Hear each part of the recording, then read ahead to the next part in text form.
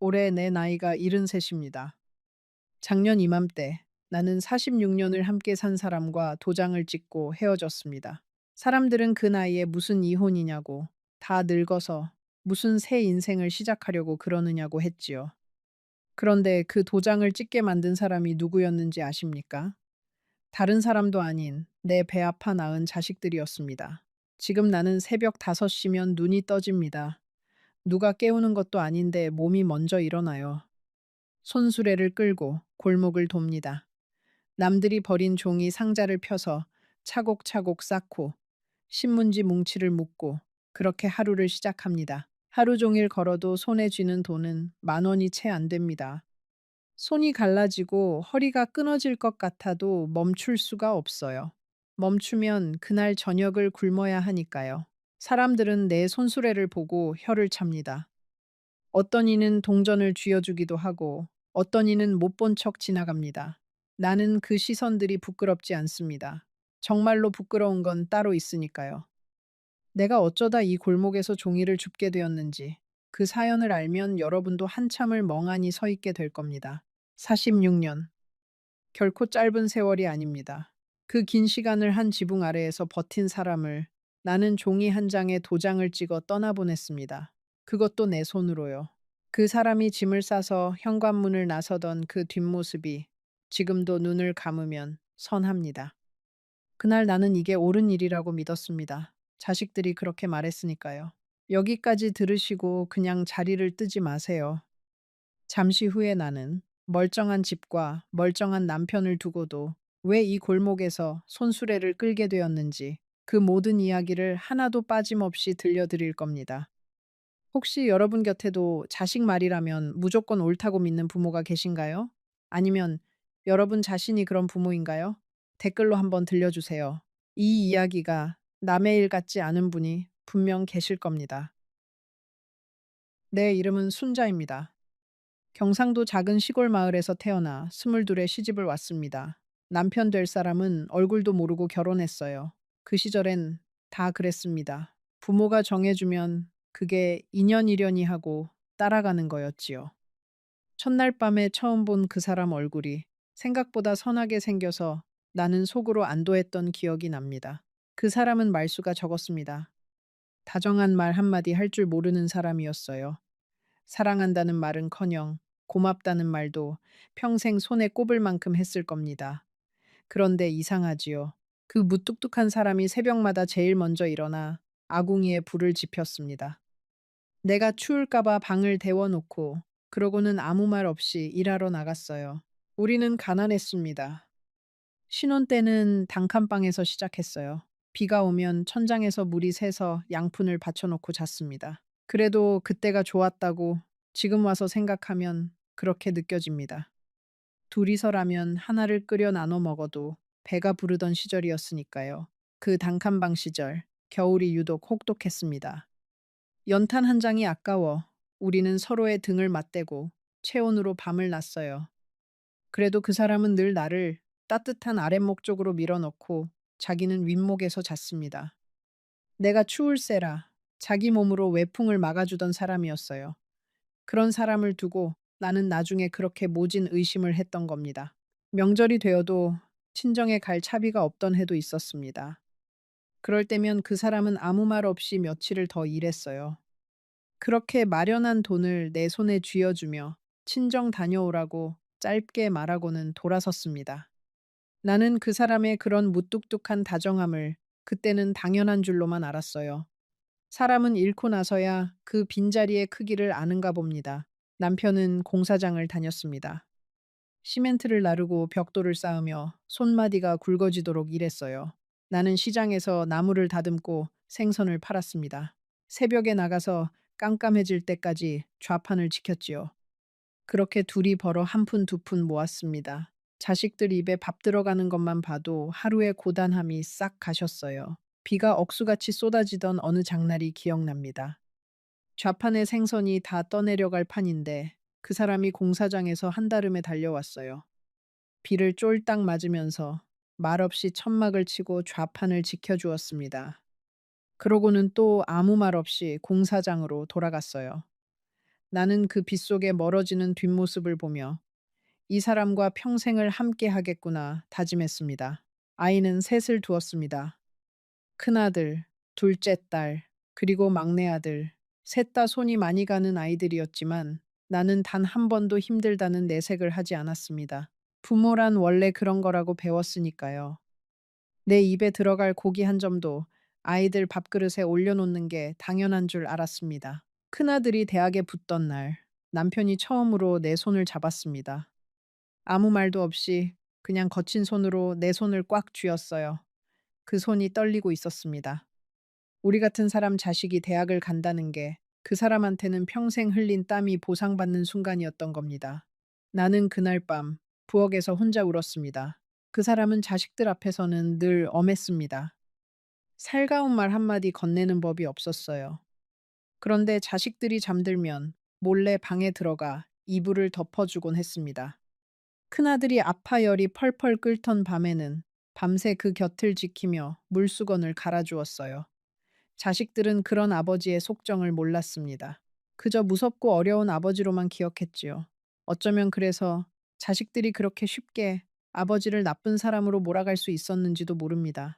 그렇게 자식 셋을 모두 가르쳤습니다.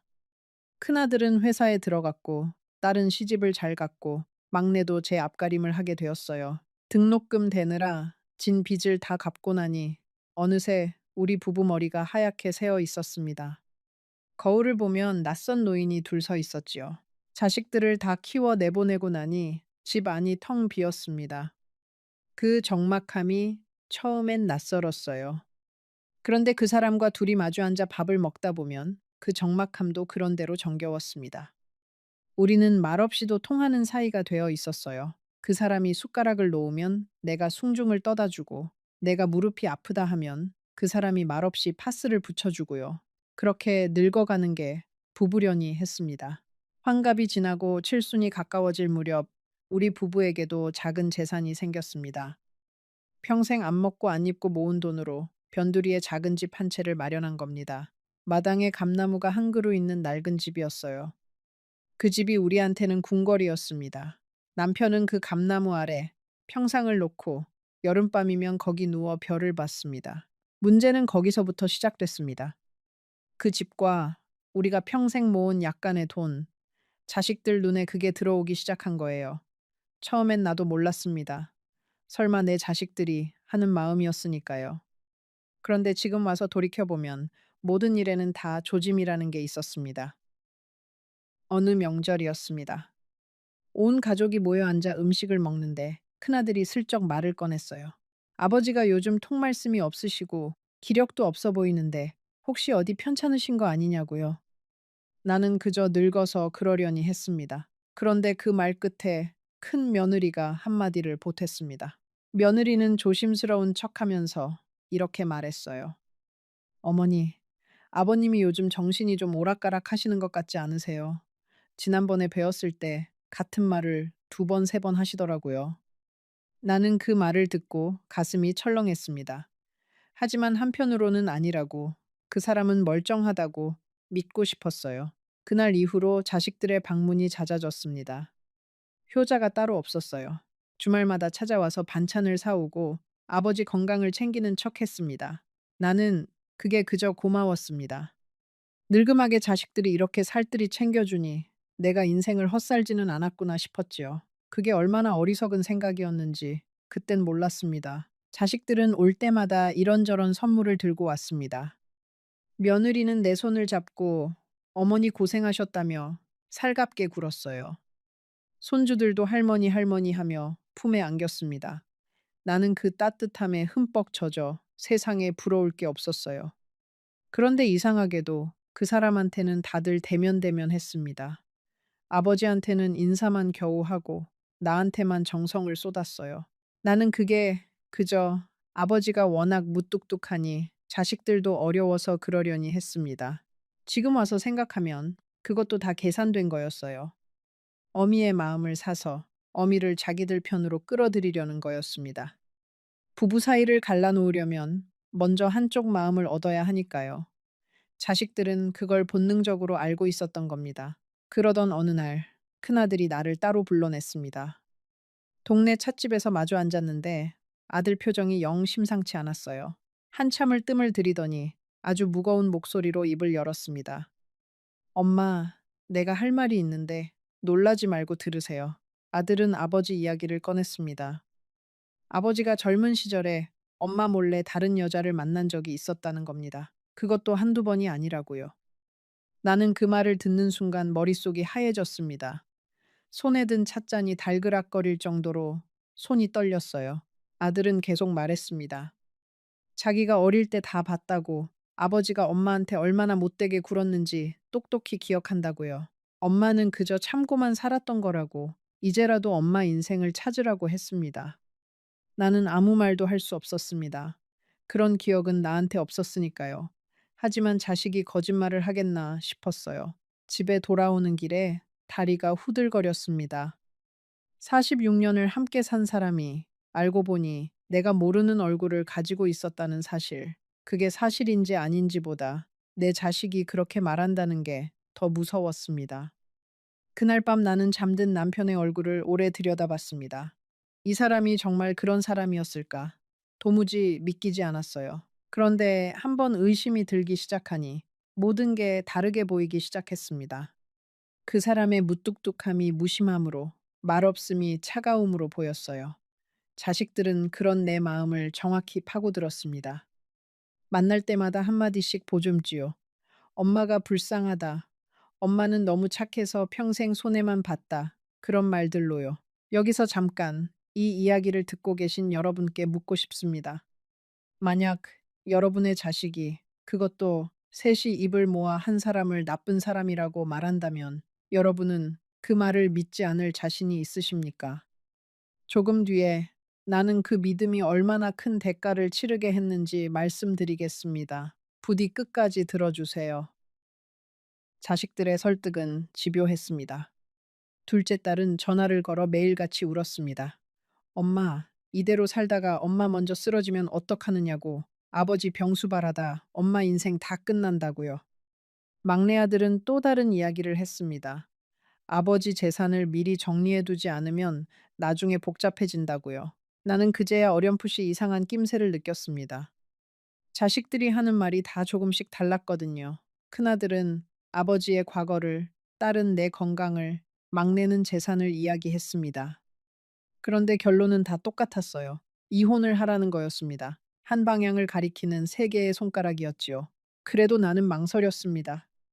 46년입니다. 그 세월이 어디 가는 게 아니잖아요. 미운 정, 고운 정, 다 들어서 그 사람 없는 삶은 상상이 안 됐습니다. 그런데 자식들은 내 망설임을 나약함이라고 했습니다. 엄마가 또 마음이 약해진다고, 그래서 평생 당하고 산 거라고요. 그 무렵 자식들이 번갈아가며 나를 찾아오는 일이 더욱 잦아졌습니다. 큰아들은 퇴근길에 일부러 들러 내 손을 잡고 한숨을 쉬었어요. 엄마, 내가 어릴 때 엄마가 부엌에서 혼자 우는 걸 얼마나 많이 봤는지 아느냐고요. 그러면서 그때 자기가 아무것도 해줄 수 없어서 너무 미안했다고, 이제는 다 큰아들이 엄마를 지켜주겠다고 했습니다. 그 말을 듣는데 어찌 마음이 흔들리지 않겠어요. 둘째 딸은 또 딸대로 나를 붙잡고 울었습니다. 엄마, 나는 결혼해서 시댁 눈치 보느라 평생 죽은 듯이 사는데 엄마라도 이제는 당당하게 살았으면 좋겠다고요. 엄마가 아버지 그늘에서 평생 길을 못 펴고 산 게 자기는 너무 한이 된다고 했습니다. 딸 자식이 그렇게 말하니 정말 내가 평생 억눌려 산 사람처럼 느껴지기 시작했어요. 지금 생각하면 그 말들이 다 정교하게 짜인 그물 같았습니다. 한 사람이 마음을 흔들어 놓으면 다음 사람이 그 틈을 비집고 들어왔어요. 셋이 짠 듯이, 그러나 짜지 않은 척, 각자 다른 이야기로 같은 결론을 향해 나를 몰아갔습니다. 나는 그 안에서 점점 내 생각이라는 걸 잃어갔어요. 밤마다 잠이 오지 않았습니다. 옆에서 곤히 자는 그 사람을 보면서 나는 수도 없이 마음이 오락가락했어요. 정말 이 사람이 나를 속이며 살아온 걸까? 아니면 내 자식들이 무언가 잘못 안 걸까? 하지만 그런 의심이 들 때마다 자식이 설마 어미한테 거짓을 말하겠나 하는 생각이 그 의심을 눌러버렸습니다. 한 번은 용기를 내어 그 사람한테 넌지시 물어본 적이 있습니다. 여보, 당신 혹시 나 모르게 마음에 둔 사람이 있었던 적 있어요. 그 사람은 신문을 보다 말고 나를 빤히 쳐다봤어요. 그러더니 무슨 그런 소리를 하느냐고 별소리를 다 한다고 짧게 대꾸하고는 다시 신문으로 눈을 돌렸습니다. 나는 그 무덤덤한 반응이 그때는 오히려 더 수상하게 느껴졌습니다. 진짜 결백한 사람이라면 더 펄쩍 뛰어야 하는 거 아니냐면서요. 지금 와서야 압니다. 그 사람은 그저 그런 의심을 받는다는 사실 자체에 가슴이 무너졌던 거예요. 평생을 한 여자만 바라보고 산 사람한테 그런 질문이 얼마나 큰 상처였을지를요. 그런데도 그 사람은 화 한 번 내지 않았습니다. 그게 그 사람이었어요. 결정적인 일은 그 무렵에 일어났습니다. 어느 날 큰아들이 서류 한 뭉치를 들고 왔습니다. 이혼하면 엄마 몫으로 집의 절반과 약간의 위자료가 보장된다는 거였어요. 자기가 다 알아봤으니 엄마는 도장만 찍으면 된다고 했습니다. 그러면서 이렇게 덧붙였습니다. 엄마, 이건 다 엄마를 위한 거예요. 나는 그 말을 믿었습니다. 평생 자식만 보고 산 어미가 자식이 나를 위한다는데 어떻게 안 믿겠습니까? 게다가 그때 나는 이미 마음이 많이 지쳐 있었어요. 매일같이 듣는 자식들의 말에 그 사람을 향한 내 마음도 어느새 닳고 닳아 있었던 겁니다. 그 사람한테 이혼 이야기를 꺼내던 날을 잊을 수가 없습니다. 저녁상을 물리고 나는 떨리는 목소리로 말을 꺼냈어요. 우리 이제 그만 헤어지는 게 어떻겠냐고요. 그 사람은 한참을 말없이 나를 쳐다봤습니다. 그러고는 딱 한마디를 했어요. 당신이 정 그렇게 원한다면 그러자고. 나는 그 사람이 화를 낼 줄 알았습니다. 아니면 매달리거나 변명을 하거나. 그런데 그 사람은 아무것도 하지 않았어요. 그저 고개를 끄덕이고는 방으로 들어가 버렸습니다. 그날 밤 나는 그 사람이 방에서 혼자 우는 소리를 들었습니다. 평생 눈물 한 방울 안 보이던 사람이었는데요. 지금 생각하면 그 침묵이 그 사람의 대답이었습니다. 변명하지 않은 게 아니라 변명할 게 없었던 거예요. 하지만 그때 나는 그 침묵조차 죄를 인정하는 것으로 받아들였습니다. 자식들이 그렇게 말했으니까요. 아버지가 아무 말 못하는 건 다 찔리는 게 있어서라고요. 도장을 찍던 날 법원 앞에서 그 사람과 나란히 섰습니다. 46년을 부부로 살았던 두 사람이 남이 되는 데에는 10분도 걸리지 않았어요. 종이 한 장에 도장을 찍고 돌아서는데 그 사람이 내 등 뒤에서 조용히 말했습니다. 그동안 고생 많았다고, 몸 건강히 잘 지내라고요. 그날 아침 집을 나서기 전에 있었던 일이 자꾸 떠오릅니다. 그 사람이 평소처럼 일찍 일어나 밥을 안쳐 놓았더군요. 이혼하러 가는 날 아침에도 그 사람은 내 밥을 챙긴 거예요. 따뜻한 밥에 국을 데워 상을 차려놓고는 묵묵히 앉아 나를 기다리고 있었습니다. 나는 그 밥상을 보고도 아무 감정이 없었어요. 그만큼 그때 내 마음은 자식들의 말에 단단히 굳어 있었습니다. 법원으로 가는 버스 안에서 그 사람과 나는 한마디도 하지 않았습니다. 창밖만 바라보는 그 사람의 옆벌굴이 평소보다 더 늙어 보였어요. 주름이 깊게 패고 어깨가 축 처져 있었습니다. 나는 그 옆얼굴을 흘끔 보면서도 끝내 마음을 돌리지 않았어요. 지금 생각하면 그때 한 번만 그 사람 마음을 헤아렸어도 모든 게 달라졌을 텐데요. 그게 그 사람한테 들은 마지막 다정한 말이었습니다. 나는 뒤도 돌아보지 못하고 그 자리를 떠났어요. 눈물이 쏟아질 것 같아서 그 사람한테 우는 모습을 보이기 싫어서요. 그렇게 우리는 헤어졌습니다. 46년이 종이 한 장으로 끝나버린 겁니다. 이혼하고 처음 얼마간은 정말로 새 삶을 사는 줄 알았습니다. 자식들이 번갈아 가며 찾아왔고 큰아들은 위자료로 나온 돈을 자기가 잘 굴려서 불려주겠다고 했어요. 엄마는 이제 편하게 쉬기만 하면 된다고요. 나는 평생 처음으로 누군가에게 기대도 되는구나 싶었습니다. 집은 큰아들 명의로 돌렸습니다. 늙은 어미 혼자 집을 가지고 있어 봐야 관리도 못하고 세금만 나간다고 자기가 다 알아서 하겠다고 했어요. 대신 엄마는 평생 그 집에서 마음 편히 살게 해주겠다고 약속했습니다. 나는 그 약속을 철석같이 믿었습니다. 그런데 도장 잉크가 마르기도 전에 분위기가 달라지기 시작했습니다. 매주 오던 자식들의 발걸음이 뜸해졌어요. 전화도 줄었습니다. 처음엔 다들 바빠서 그러려니 했어요. 자식들도 제 살기 바쁜 나이니까요. 그런데 그게 아니었습니다. 어느 날 큰아들 내외가 짐을 싸들고 우리 집으로 들어왔습니다. 전세를 빼서 잠깐 들어와 살겠다는 거였어요. 엄마 혼자 큰 집에 사는 것보다 같이 사는 게 낫지 않냐면서요. 나는 자식과 함께 산다는 게 좋기만 했습니다. 외롭지 않겠구나 싶었지요. 하지만 한 지붕 아래 사니 모든 게 달라졌습니다.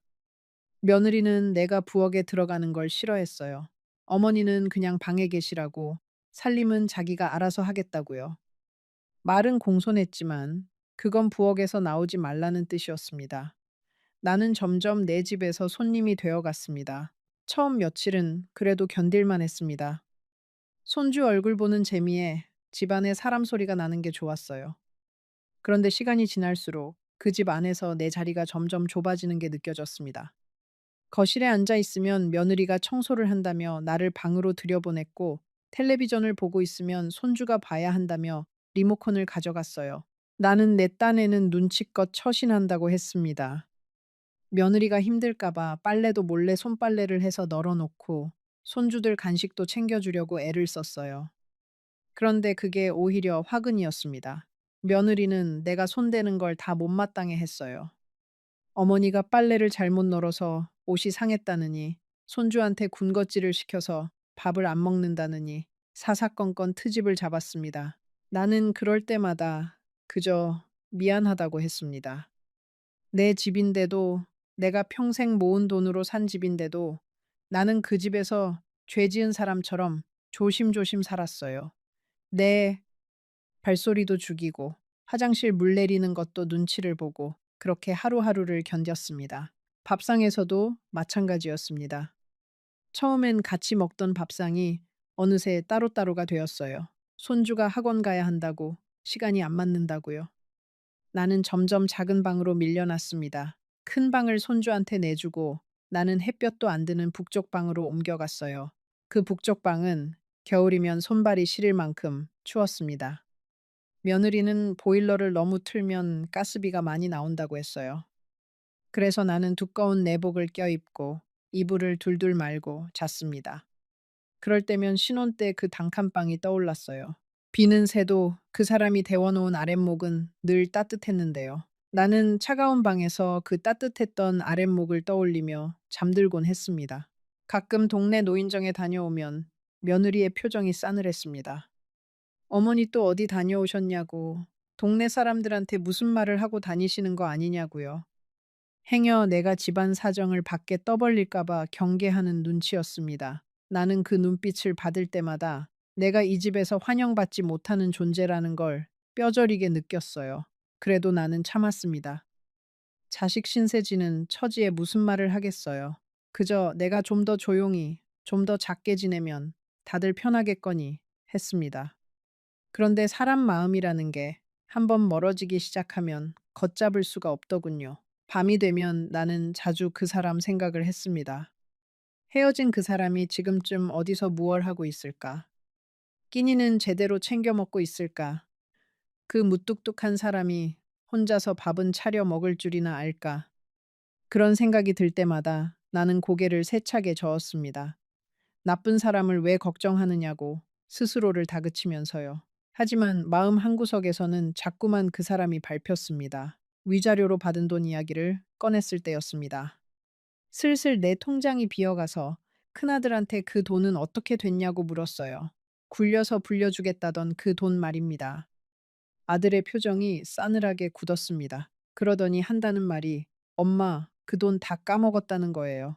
투자를 했는데 잘못돼서 다 날렸다고 했습니다. 나는 그 말을 듣고도 한참을 멍하니 있었어요. 평생 모은 돈이 그렇게 한순간에 사라졌다는 게 믿기지 않았습니다. 그런데 더 기가 막힌 건 아들의 태도였습니다.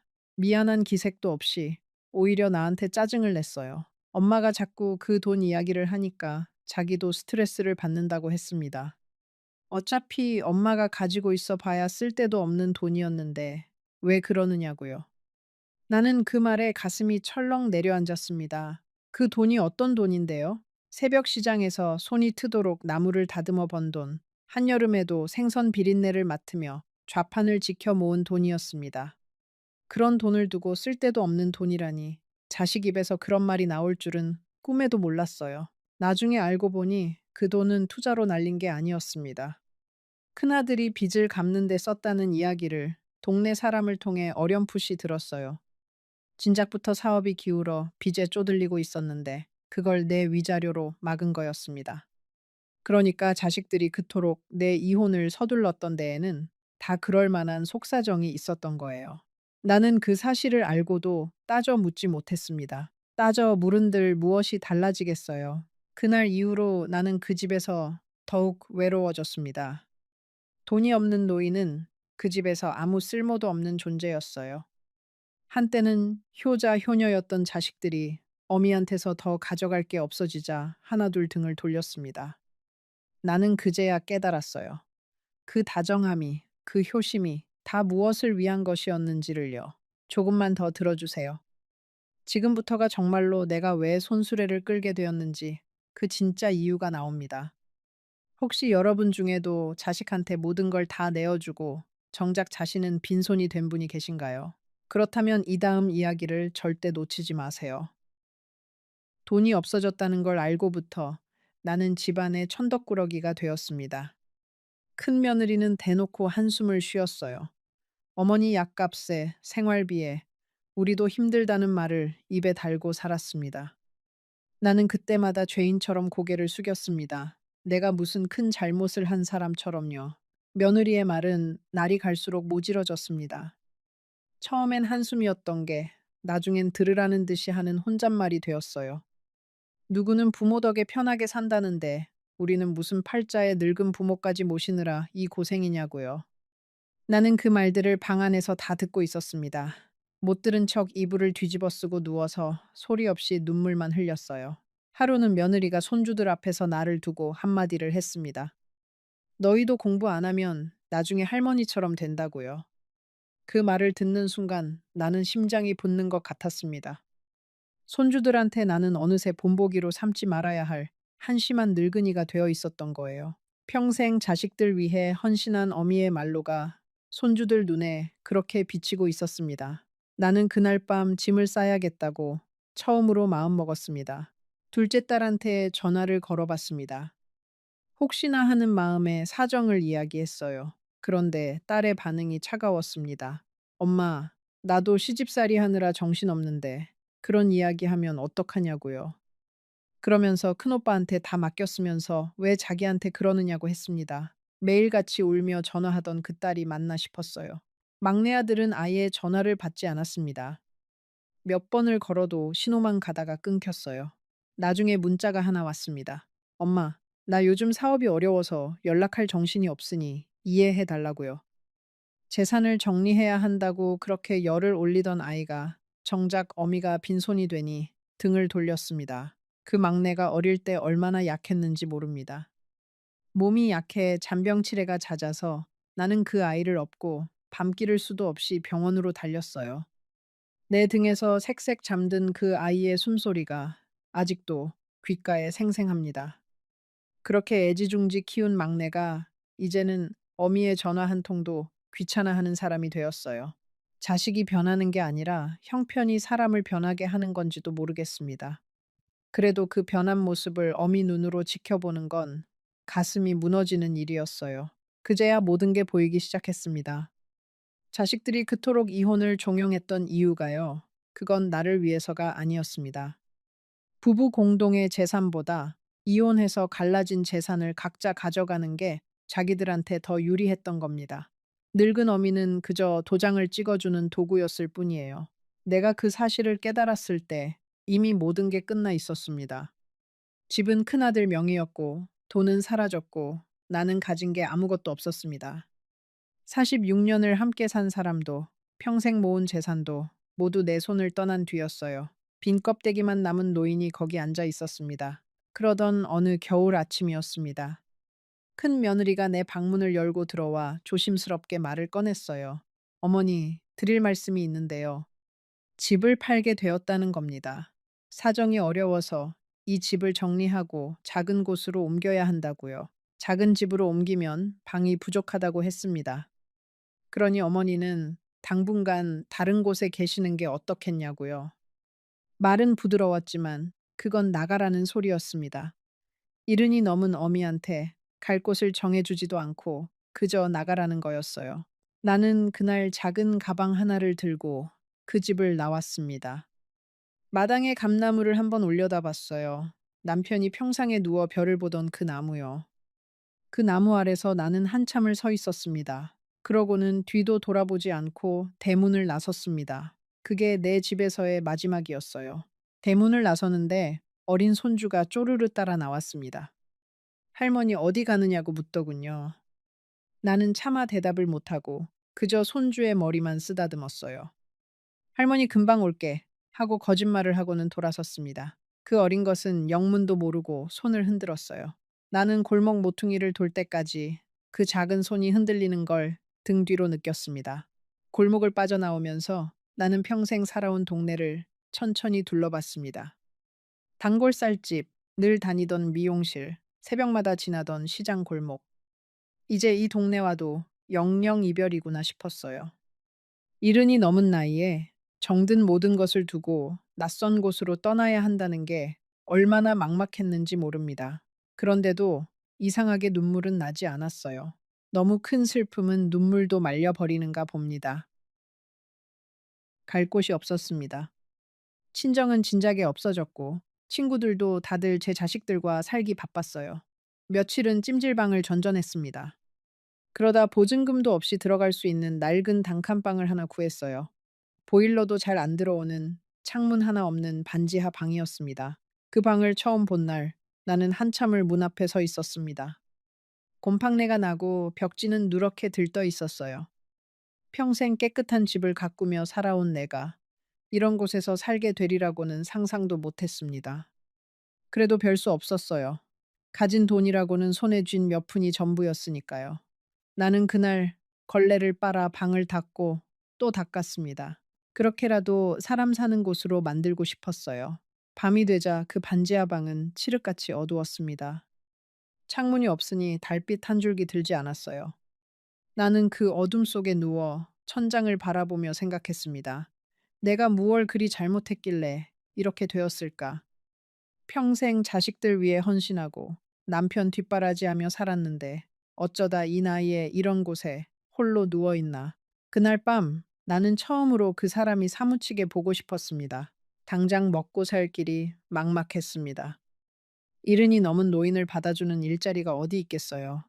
그러다 같은 동네 할머니가 폐지 줍는 걸 알려줬습니다. 손수레만 있으면 누구나 할 수 있다고요. 그렇게 나는 종이를 줍기 시작했습니다. 그 할머니는 나보다 몇 살 위였는데 사연이 비슷했어요. 자식들 다 키워놓고 늙음하게 혼자가 된 분이었습니다.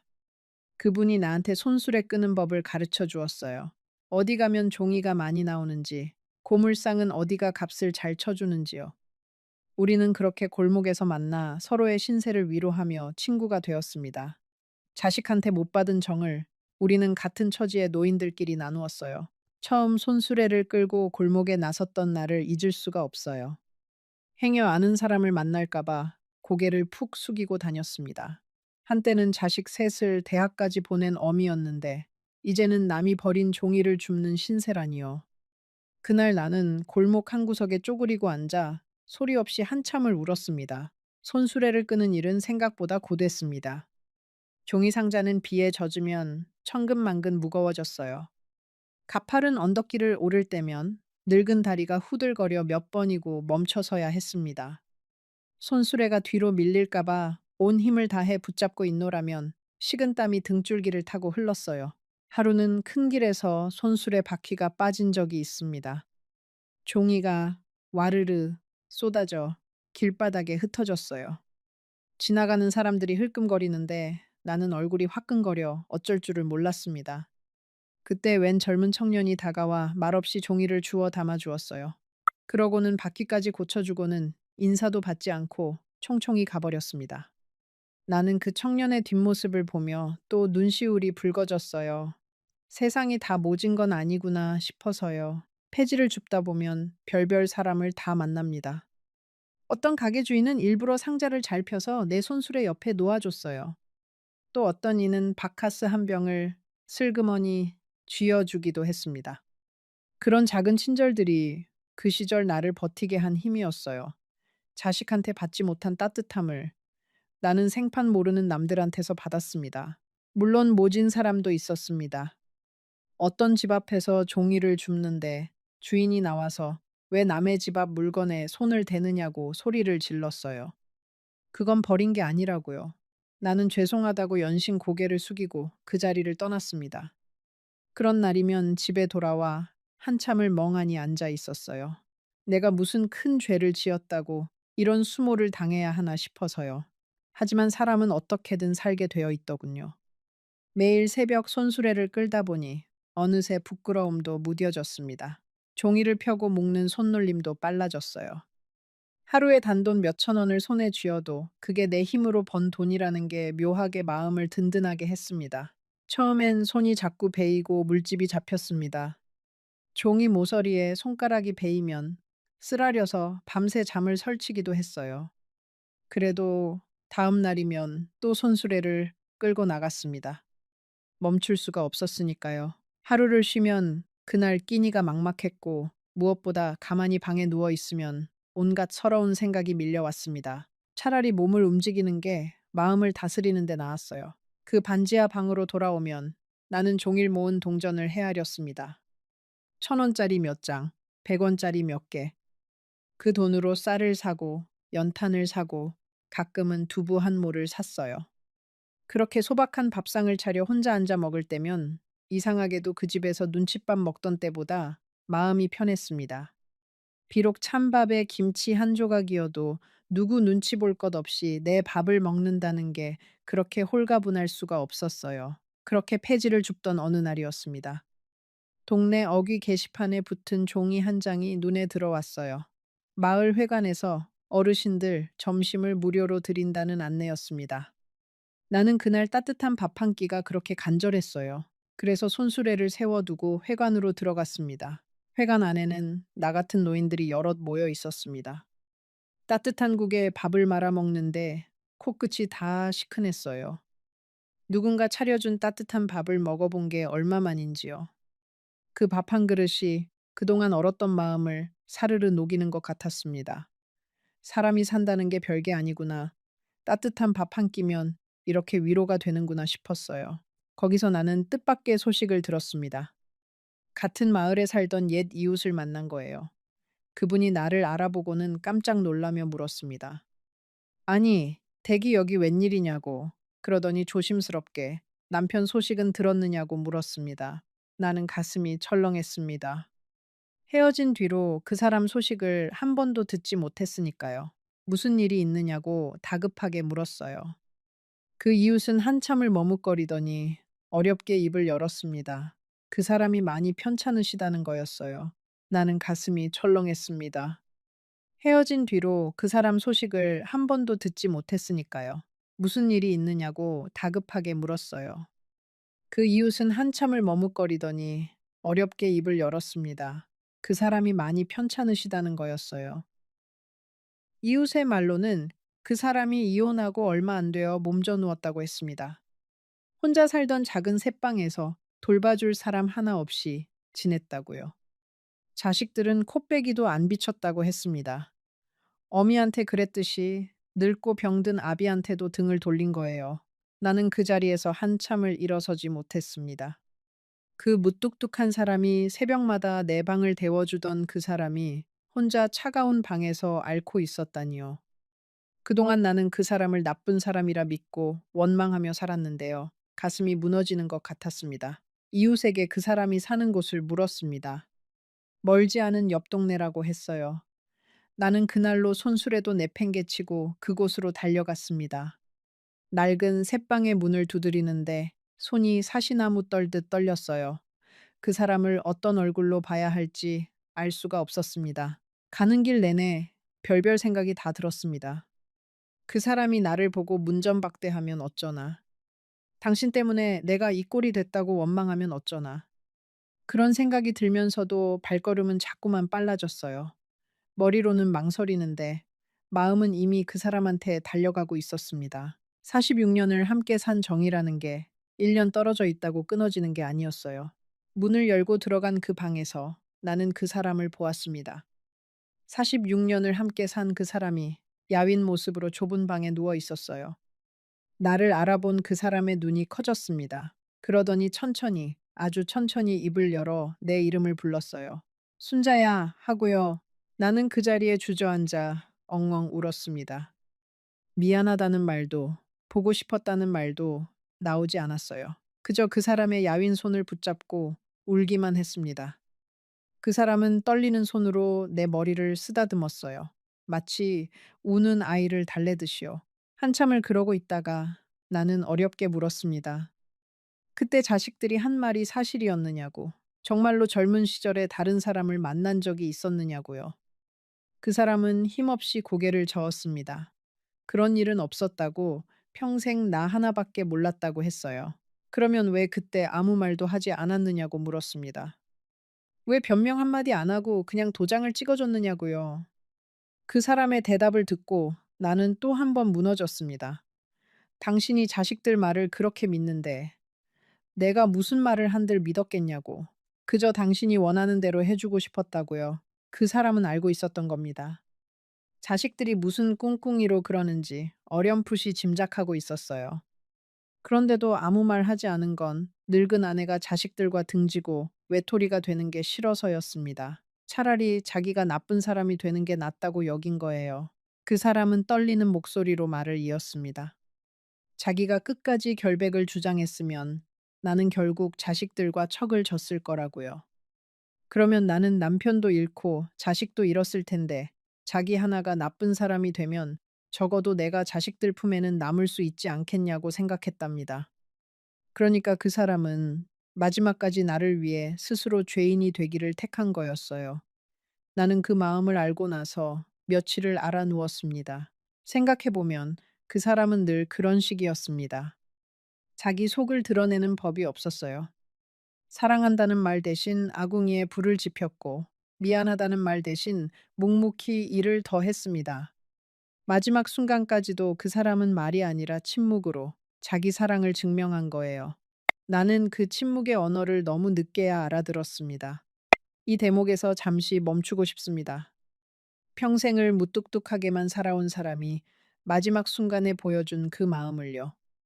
여러분은 곁에 있는 사람의 침묵을, 그 깊은 속을 얼마나 알고 계신가요? 잠시 후 이 이야기가 어떻게 끝나는지 끝까지 함께 해주세요. 그날부터 나는 그 사람 곁을 지켰습니다. 낮에는 폐지를 주어 약값을 보태고 밤에는 그 사람 곁에서 잠을 잤어요. 다시 부부가 된 것도 아니었지만 우리는 그렇게 마지막 시간을 함께 보냈습니다. 헤어졌던 1년이 무색하게 마음은 다시 예전으로 돌아가 있었어요. 나는 그 사람을 위해 죽을 끓였습니다. 입맛이 없다는 사람을 어르고 달래가며 한 숟갈이라도 더 먹이려고 애를 썼어요. 그 사람은 내가 떠먹여주는 죽을 받아 먹으면서 자꾸만 눈물을 글썽였습니다. 이 나이에 당신한테 이런 신세를 진다고 면목이 없다고요. 나는 그럴 때마다 핀잔을 줬어요. 부부 사이에 신세가 어디 있느냐고 그냥 잠자코 받아먹기나 하라고요. 그 좁은 새방에서 우리는 다시 부부처럼 지냈습니다. 아침이면 내가 먼저 일어나 미음을 끓이고 그 사람 약을 챙겼어요. 낮에는 잠깐 나가 폐지를 줍고 저녁이면 다시 돌아와 그 사람 곁을 지켰습니다.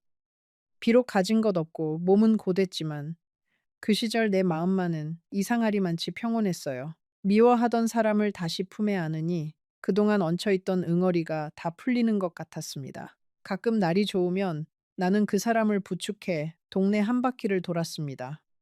느릿느릿 한 걸음 한 걸음 떼는 게 힘들었지만 그 사람은 바깥바람을 쐬는 걸 좋아했어요. 우리는 벤치에 앉아 햇볕을 쬐며 이런저런 이야기를 나눴습니다. 그러다 그 사람이 내 어깨에 슬며시 머리를 기대면 나는 그 무게가 그렇게 애틋할 수가 없었어요. 이 사람이 내 곁에 있다는 것, 그 하나만으로도 충분했습니다. 그 사람은 미안하다는 말을 자주 했습니다. 평생 다정한 말 한마디 못한 게 미안하다고요. 가난한 집에 시집와 고생만 시킨 게 미안하다고요. 나는 그럴 때마다 그 사람 입을 막았습니다. 미안한 건 나라고, 당신을 의심한 내가 죄인이라고요.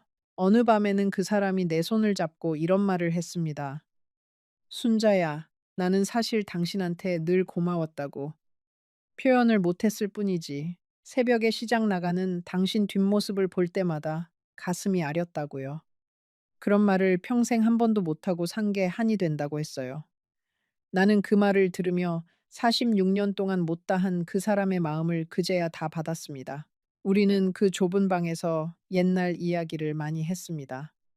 단칸방에서 비새는 천장에 양푼을 받쳐놓고 자던 신혼 시절. 큰아들 대학 붙던 날, 그 사람이 처음으로 내 손을 잡던 그날, 우리한테도 분명 행복한 시절이 있었습니다. 엔데도 감나무 이야기도 했습니다. 그 집 마당의 감나무 아래 평상에 누워 여름밤 별을 보던 그 시간들요. 그 사람은 그 평상이 그렇게 그립다고 했어요. 다 나으면 그 집에 한번 가보고 싶다고요. 나는 차마 그 집이 이미 남의 손에 넘어갔다는 말을 할 수가 없었습니다. 그래서 그저 그래요. 다 나으면 같이 가봐요. 하고 거짓말을 했어요. 밤이 깊으면 그 사람은 잠든 듯 누워 천장을 바라봤습니다. 나는 그 야윈 손을 가만히 주물러 주었어요. 거칠고 굵은 마디마디가 평생 우리 가족을 먹여 살린 손이었습니다. 그 손을 만지작거리고 있노라면 미운 마음은 온데간데 없고 그저 애틋함만 남았어요. 나는 이 손을 왜 그렇게 모질게 놓아버렸을까? 후회가 밀려왔습니다. 하지만 그 사람의 시간은 많지 않았습니다. 봄이 오기 전 그 사람은 조용히 내 곁을 떠났어요. 마지막 순간에도 그 사람은 내 손을 꼭 잡고 있었습니다. 그러고는 아주 편안한 얼굴로 눈을 감았어요. 나는 그 손을 한참 동안 놓지 못했습니다. 장례를 치르는 동안 자식들이 나타났습니다. 1년 내내 코빼기도 안 비치던 아이들이 상복을 차려입고 문상객을 맞았어요. 그 모습을 보는데 나는 화도 나지 않았습니다. 그저 한없이 서글프기만 했어요. 저 아이들이 정말 내가 키운 자식들이 맞나 싶었습니다. 자식들은 문상객들 앞에서 효자 노릇을 했습니다. 아버지가 편찮으실 때 자기들이 얼마나 마음을 졸였는지 모른다며 사람들 앞에서 눈물을 보였어요. 나는 그 모습을 한쪽 구석에서 묵묵히 지켜봤습니다. 정작 그 사람이 외로이 앓을 때는 코빼기도 안 비치더니 이제 와서 효자인 척하는 그 뻔뻔함이 기가 막혔어요.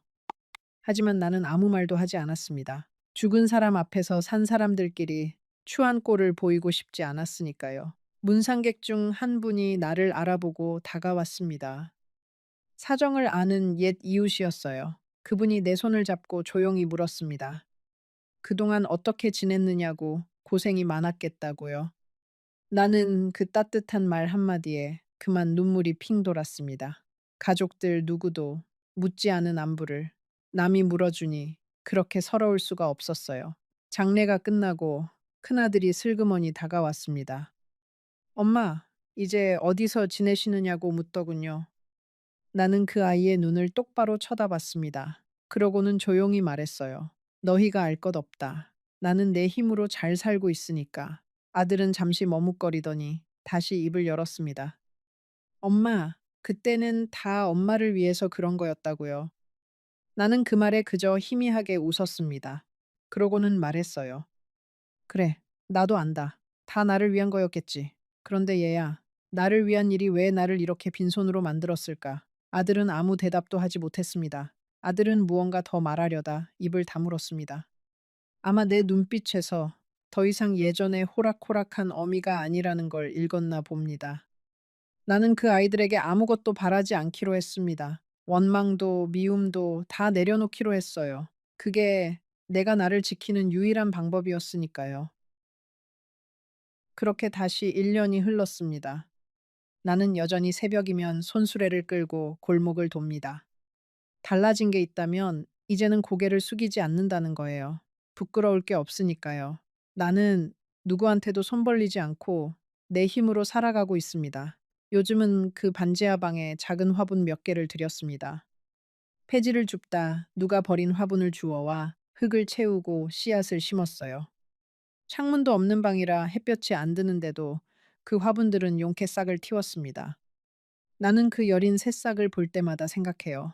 빛 한 줄기 없는 곳에서도 기어이 살아내는 저 풀처럼 나도 그렇게 살아가고 있구나 하고요. 마을 회관에는 이제 자주 나갑니다. 거기서 만난 노인들과 어울려 따뜻한 밥도 먹고 이야기도 나눠요. 폐지 줍는 법을 가르쳐 준 그 할머니와는 둘도 없는 친구가 되었습니다. 우리는 서로의 처지를 누구보다 잘 알기에 굳이 많은 말이 필요 없어요. 그저 곁에 있어주는 것만으로도 큰 위로가 됩니다. 자식한테 못 받은 정을 나는 이렇게 또 다른 인연들로 채워가고 있어요. 가끔 그 사람이 사무치게 그립습니다. 감나무 아래 평상에 누워 별을 보던 그 사람이요. 그럴 때면 나는 밤하늘을 올려다봅니다. 저 별들 중 하나가 그 사람이려니 하면서요. 이제는 그 사람을 원망하지 않습니다. 그저 그리워할 뿐이에요. 비 오는 날이면 그 사람 생각이 더 납니다. 빗속을 뚫고 좌판으로 달려와 천막을 쳐주던 그 모습이요. 그럴 때면 나는 우산도 없이 한참을 비를 맞고 서 있어요. 빗방울이 얼굴을 타고 흐르는 게 마치 그 사람이 나를 어루만지는 것 같아서요. 사람들은 비 맞는 노인을 보고 혀를 차지만 나는 그 빗속에서 잠시나마 그 사람을 다시 만납니다. 후회는 늘 늦게 옵니다. 그 사람이 살아있을 때 더 다정하게 대해줄 걸. 의심하지 말고 끝까지 믿어줄 걸. 그 무뚝뚝한 침묵 속에 숨은 사랑을 더 빨리 알아챘어야 했는데요. 하지만 후회한들 무엇하겠어요. 떠난 사람은 돌아오지 않는데요. 나는 그저 남은 날들을 그 사람한테 부끄럽지 않게 살아내려 애쓸 뿐입니다. 자식들과는 연락을 끊고 지냅니다. 미워서가 아닙니다. 그저 마주할 자신이 없어서예요. 그 아이들도 언젠가는 늙을 겁니다. 그때 가서 자기들이 부모한테 무슨 짓을 했는지 깨닫겠지요. 나는 그 아이들에게 그 깨달음의 무게를 남겨두기로 했습니다. 이따금 손주들 얼굴이 떠오를 때면 마음이 시립니다. 그 어린 것들이야 무슨 죄가 있겠어요. 할머니 어디 가느냐고 손 흔들던 그 막내 손주가 가끔 꿈에 나옵니다.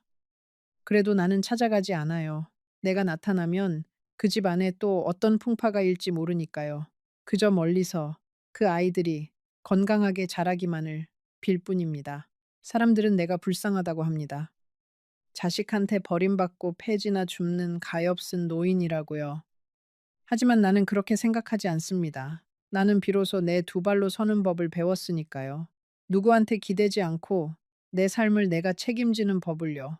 안다로 완다. 평생 나는 누군가에게 기대어 살았습니다.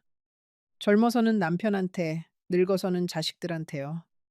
그게 당연한 줄 알았어요. 여자는, 어미는 그렇게 사는 거라고 배웠으니까요.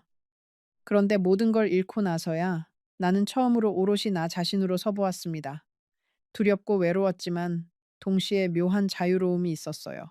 이른이 넘어서야 비로소 내 인생의 주인이 된 겁니다. 돌이켜보면 내 가장 큰 잘못은 가난도 아니었고 무지도 아니었습니다. 내 곁을 평생 지켜준 사람의 진심보다 달콤한 말로 나를 흔든 자식들의 말을 더 믿은 것. 그게 내 가장 큰 잘못이었어요. 정말 소중한 것은 늘 요란하지 않고 조용한 법인데 나는 그걸 너무 늦게 깨달았습니다. 사랑은 큰 소리로 외치는 게 아니라 묵묵히 곁을 지키는 거였습니다. 새벽마다 아궁이에 불을 지피는 것, 빗속을 달려와 천막을 쳐주는 것, 자식들 앞에서 대신 죄인이 되어주는 것. 그게 다 사랑이었어요. 그런데 나는 그 조용한 사랑을 무심함으로 오해하고 시끄러운 말들에 휘둘렸습니다.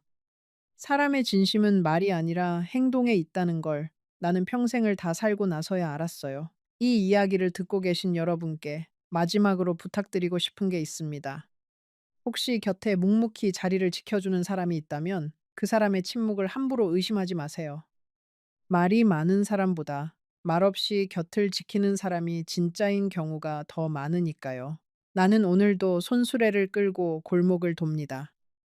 허리는 아프고 손은 갈라졌지만 내 마음만은 그 어느 때보다 평온합니다.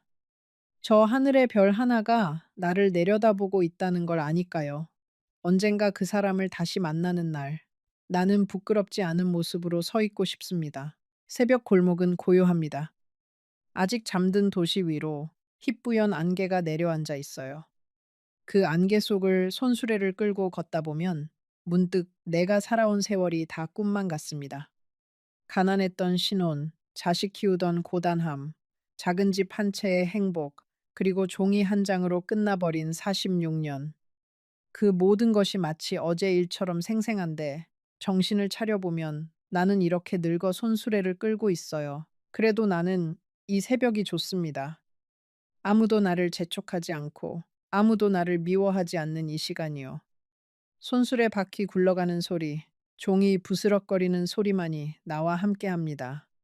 그 소리를 들으며 나는 생각해요. 비록 가진 것 없고 보잘 것 없는 삶이지만 이건 온전히 나의 삶이라고요. 누구도 빼앗아 갈 수 없는 나만의 삶이라고요. 얼마 전에는 고물상 주인이 나한테 따뜻한 커피 한 잔을 건넸습니다. 할머니 매일 부지런하시다고 존경스럽다고 했어요. 나는 그 말에 눈물이 핑 돌았습니다. 존경이라니 폐지 줍는 늙은이한테 그런 말을 해주는 사람이 다 있구나 싶어서요. 그 따뜻한 커피 한 잔이 그날 하루를 버티게 했습니다. 세상은 매정하다가도 또 이렇게 불쑥 따뜻함을 건네는 곳이더군요. 이 늙은이의 이야기가 어떻게 들리셨는지 모르겠습니다. 어쩌면 여러분의 이야기일 수도, 여러분 부모님의 이야기일 수도 있겠지요. 세상에는 순자 같은 노인이 생각보다 많습니다. 자식을 위해 모든 걸 내어주고 정작 자신은 빈손으로 골목을 떠도는 그런 부모들이요. 부디 오늘 밤만이라도 곁에 있는 사람의 손을 한번 잡아보세요. 그리고 그 사람이 묵묵히 견뎌 온 세월을 한번 헤아려 보세요. 어쩌면 우리는 가장 가까운 사람의 진심을 가장 늦게 알아차리는지도 모릅니다. 만약 이 이야기가 여러분의 마음 한구석을 울렸다면 지금 화면에 보이는 영상을 꼭 눌러서 봐주세요. 순자 할머니가 들려주는 또 다른 이야기가 오늘 이 이야기보다 여러분의 가슴을 더 깊이 흔들어 놓을 겁니다. 절대 놓치지 마세요. 화면 속 그 이야기가 여러분을 기다리고 있습니다. 내 이름은 순자예요. 올해 80이 넘었지요. 오늘 내가 여러분 앞에서 하려는 이야기는 지난 10년 동안 내 가슴 속에 무겁게 가라앉아 있던 그 이야기예요. 누구에게도 쉽게 꺼낼 수 없었던 이야기. 자식들도 모르고 옆집 사람도 모르고 교회 권사님도 모르는 그 이야기를 오늘 처음으로 입 밖에 내려고 해요. 왜냐하면 이제는 말해야만 내가 조금이라도 편히 눈을 감을 수 있을 것 같아서요. 70이 되던 해 봄이었어요. 벚꽃이 흐드러지게 피던 그날 나는 거울 앞에 앉아서 흰머리를 빗으며 생각했지요. 남편이 떠난 지 12년. 자식들은 다 제 살림 차려 떠나고 나 혼자 이 큰 집에 남아 밥상을 차려도 마주 앉을 사람이 없었어요. 텔레비전 소리만이 유일한 친구였지요. 사람이 그리웠어요. 따뜻한 손이 그리웠어요. 누군가 내 이름을 다정하게 불러주는 소리가 그렇게도 사무치게 그리웠어요. 그러던 어느 날 동창회에 갔다가 한 남자를 만났어요. 박 선생이라고 했지요. 젊었을 때 우리 학교 옆 학교에 다니던 사람이었어요. 부인을 일찍 보내고 혼자 산다고 했지요. 키가 크고 말투가 점잖고 무엇보다 눈빛이 따뜻했어요. 그 사람이 나를 바라볼 때 나는 마치 20살로 돌아간 것 같은 기분이 들었어요. 가슴이 두근거렸지요. 부끄러운 일인 줄 알면서도 이 나이에 무슨 주책이냐 싶으면서도 그 두근거림을 멈출 수가 없었어요. 그런데 말이에요. 지금 이 자리에서 내가 여러분께 꼭 들려드리고 싶은 이야기가 있어요. 그 봄날의 두근거림이 어떻게 한 달 만에 지옥의 문을 여는 열쇠가 되었는지, 70평생 살아온 내가 어떻게 그렇게 어리석은 선택을 했는지, 그리고 그 선택이 내 자식들과 내 평생 모은 모든 것을 어떻게 송두리째 흔들어 놓았는지 잠시만 더 내 곁에 머물러 주세요. 이 이야기를 듣고 나면 여러분도 인생의 어느 한순간을 다시 돌아보게 될 거예요. 그리고 댓글로 꼭 알려주세요. 여러분이라면 그때 그 자리에서 어떤 선택을 하셨을지. 박 선생과 나는 그해 가을에 식을 올렸어요. 식이라고 해봐야 가까운 사람 몇 명 모아놓고 식당에서 밥 한 끼 먹은 게 다였지요. 큰아들 진우는 결혼식 내내 한마디도 하지 않았어요. 작은 딸 미경이는 아예 오지 않았어요. 전화로 그러더군요. 엄마, 나는 도저히 받아들일 수가 없어요. 아버지 돌아가신 지 얼마나 됐다고. 그 말이 가슴에 박혔어요. 하지만 나는 외로움이 더 컸어요. 자식들이 이해해 줄 거라고, 시간이 지나면 다 풀릴 거라고 믿었지요. 결혼식 전날 밤이 떠올라요. 나는 거울 앞에서 한참을 앉아 있었어요. 죽은 남편의 사진을 꺼내놓고 한참을 들여다봤지요. 여보, 미안해요. 내가 너무 외로워서 당신을 잊은 건 아니에요. 절대 잊지 않을 거예요. 그저 누군가 옆에 있어줬으면 해서 그렇게 혼잣말을 하면서 새벽까지 잠을 못 잤어요. 그 밤에 내가 잠을 좀 더 잤더라면, 아니, 그 밤에 내가 그 사진 앞에서 결심을 다르게 했더라면 내 인생은 어떻게 달라졌을까? 그런 후회를 나는 10년이 지난 지금도 매일 밤 해요. 신혼이라고 부르기도 우스운 시간이었지만 처음 한 달은 정말 좋았어요.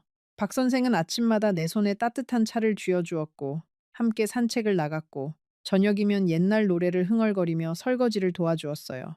나는 생각했지요. 이제야 내 인생에도 봄이 오는구나. 늦었지만 늦지 않았구나. 하지만 그 봄은 너무 짧았어요. 너무, 너무 짧았어요. 그 한 달 동안 박 선생은 내 옛 친구들에게 인사도 하고 동네 분들에게 다정하게 굴었어요. 시장에 갈 때면 내 손을 꼭 잡고 가서 야채 가게 아주머니가 어머나 어머나 하면서 부러워하는 눈빛을 보내곤 했지요. 그 시선이 좋았어요. 70 인생의 처음으로 누군가가 나를 부러워하는 그 시선을 받아보는 거였어요. 평생 아이들 키우고 살림하고 남편 뒷바라지하고 그렇게 살아온 내가 처음으로 사랑받는 여자가 된 것 같았어요. 그 착각이 얼마나 무서운 거였는지 나는 그때 전혀 알지 못했어요. 한 달이 지난 어느 저녁이었어요. 박 선생의 큰아들이 우리 집에 찾아왔어요. 그 사람의 자식들이 있다는 건 알고 있었지만 결혼 전에 한 번도 만난 적이 없었지요. 박 선생은 다들 멀리 살고 바빠서라고만 했어요. 그런데 그날 밤 그 큰아들은 우리 집 거실에 앉아서 아주 자연스럽게 마치 자기 집인 양 굴었어요. 냉장고를 열고 내가 아끼던 인삼주를 꺼내 마시고 텔레비전 채널을 마음대로 돌렸어요. 박 선생은 아무 말도 하지 않았어요. 그저 웃기만 했어요. 그 웃음이 그때부터 이상하게 느껴지기 시작했어요. 그 큰아들은 40살이 넘어 보였어요. 살이 통통하게 찐 얼굴에 손목에는 비싸 보이는 시계를 차고 있었지요. 옷차림은 깔끔했지만 어딘가 모르게 거만한 분위기가 있었어요. 나에게 인사를 할 때도 고개를 살짝 까딱했을 뿐이었어요. 며느리로서 처음 보는 어머니인데 그 정도 예의는 갖춰야 하는 게 아닌가. 나는 마음속으로 그런 생각을 했지만 입 밖에 내지는 않았어요. 박 선생을 봐서 첫날부터 잔소리하기는 싫었으니까요. 그날 밤 그 큰아들은 자정이 넘도록 우리 집에 머물렀어요. 박 선생과 무슨 이야기를 그렇게 오래 하는지 안방에서 두 사람의 목소리가 들렸어요. 나는 부엌에서 설거지를 하면서 일부러 그 소리를 듣지 않으려고 했지요. 새 가족이 된 사람들 사이에 끼어들고 싶지 않았어요. 그저 둘이 부자간의 정을 나누는 거라고만 생각했어요. 그게 얼마나 큰 착각이었는지 나는 다음날 아침에 알게 됐어요. 다음날 아침, 박 선생이 조심스럽게 입을 열었어요. 여보, 사실은 내가 할 말이 있는데 그 한마디에 나는 직감했어요. 좋은 이야기가 아닐 거라는 걸. 박 선생은 자기 큰아들이 사업을 하다가 빚을 졌다고 했어요. 그것도 적은 돈이 아니었어요. 억 단위였지요. 그러면서 말했어요. 당신 집을 담보로 잠깐만 빌리면 금방 갚을 수 있어. 나는 멍해졌어요. 결혼한 지 한 달, 단 한 달이었어요. 박 선생의 그 말투가 잊혀지지 않아요. 마치 시장에서 야채 한 단 사 달라고 부탁하는 것처럼 그렇게 가볍게 말했어요. 우리 집을 담보로. 잠깐만. 금방 갚을 수 있어. 그 단어들이 어떻게 그렇게 가볍게 흘러나올 수 있었을까요? 평생을 살아온 내 집을, 죽은 남편이 평생 일해서 마련한 그 집을, 자식들에게 물려줄 마지막 재산을, 한 달 만난 사람의 자식 빚을 갚는 데 쓰자는 거였어요. 나는 한참을 박 선생의 얼굴을 들여다봤어요.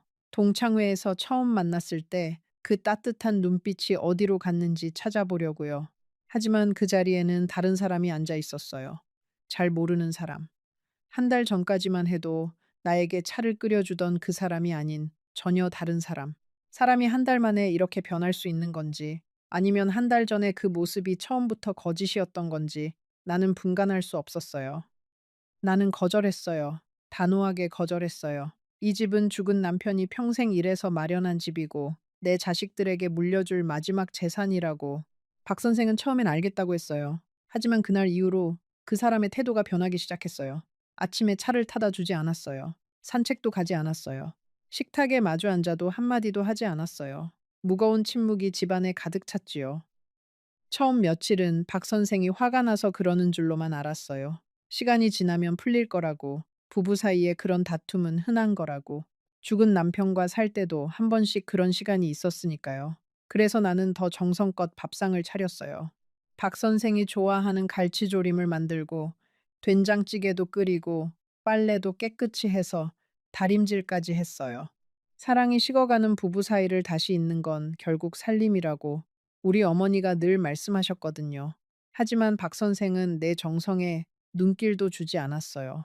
밥상을 마주해도 묵묵히 먹고 일어나면 자기 방으로 들어가 버렸어요. 일주일이 지나자 그 사람의 자식들이 번갈아 가며 우리 집을 드나들기 시작했어요. 큰아들, 둘째 아들, 셋째 딸. 다들 한 번씩 와서 나를 빤히 쳐다보고 갔어요. 어떤 날은 거실에 앉아 자기들끼리 큰 소리로 이야기했어요. 아버지가 너무 외로워하셔서 어쩔 수 없이 결혼한 거잖아. 이 집 명의가 누구로 되어 있더라? 그런 말들이 내 귀에 또렷이 들렸어요. 일부러 들으라고 하는 말이었지요. 둘째 아들은 큰아들보다 더 무례했어요. 우리 집에 와서는 내 옷장을 열어보기도 했어요. 어머니 옷이 진짜 좋은 게 많네요. 그러면서요. 내가 무슨 말을 하려고 하면 못 들은 척하고 다른 곳으로 가버렸어요. 셋째 딸은 그 중에서도 가장 무서웠어요. 늘 웃는 얼굴이었거든요. 너무 환하게 웃어서 오히려 그 웃음이 무서웠어요. 그녀는 우리 집에 올 때마다 내 손을 꼭 잡고 어머니, 어머니 하면서 살갑게 굴었어요. 하지만 그 눈빛은 차가웠어요. 손은 따뜻한데 눈은 얼음 같았어요. 나는 무서워지기 시작했어요. 70평생 살면서 그렇게 무서웠던 적이 없었어요. 밤에 잠을 잘 수가 없었어요. 침대 옆에 누운 박 선생의 숨소리를 들으면서 이 사람이 정말 내가 알던 그 사람이 맞나 하는 생각이 들었어요. 동창회에서 처음 만났을 때 그 따뜻한 눈빛은 어디로 갔는지, 아니, 처음부터 그 눈빛은 거짓이었던 건지, 어떤 밤에는 새벽에 깨어 거실로 나가보면 박 선생이 컴퓨터 앞에 앉아 무언가를 하고 있었어요.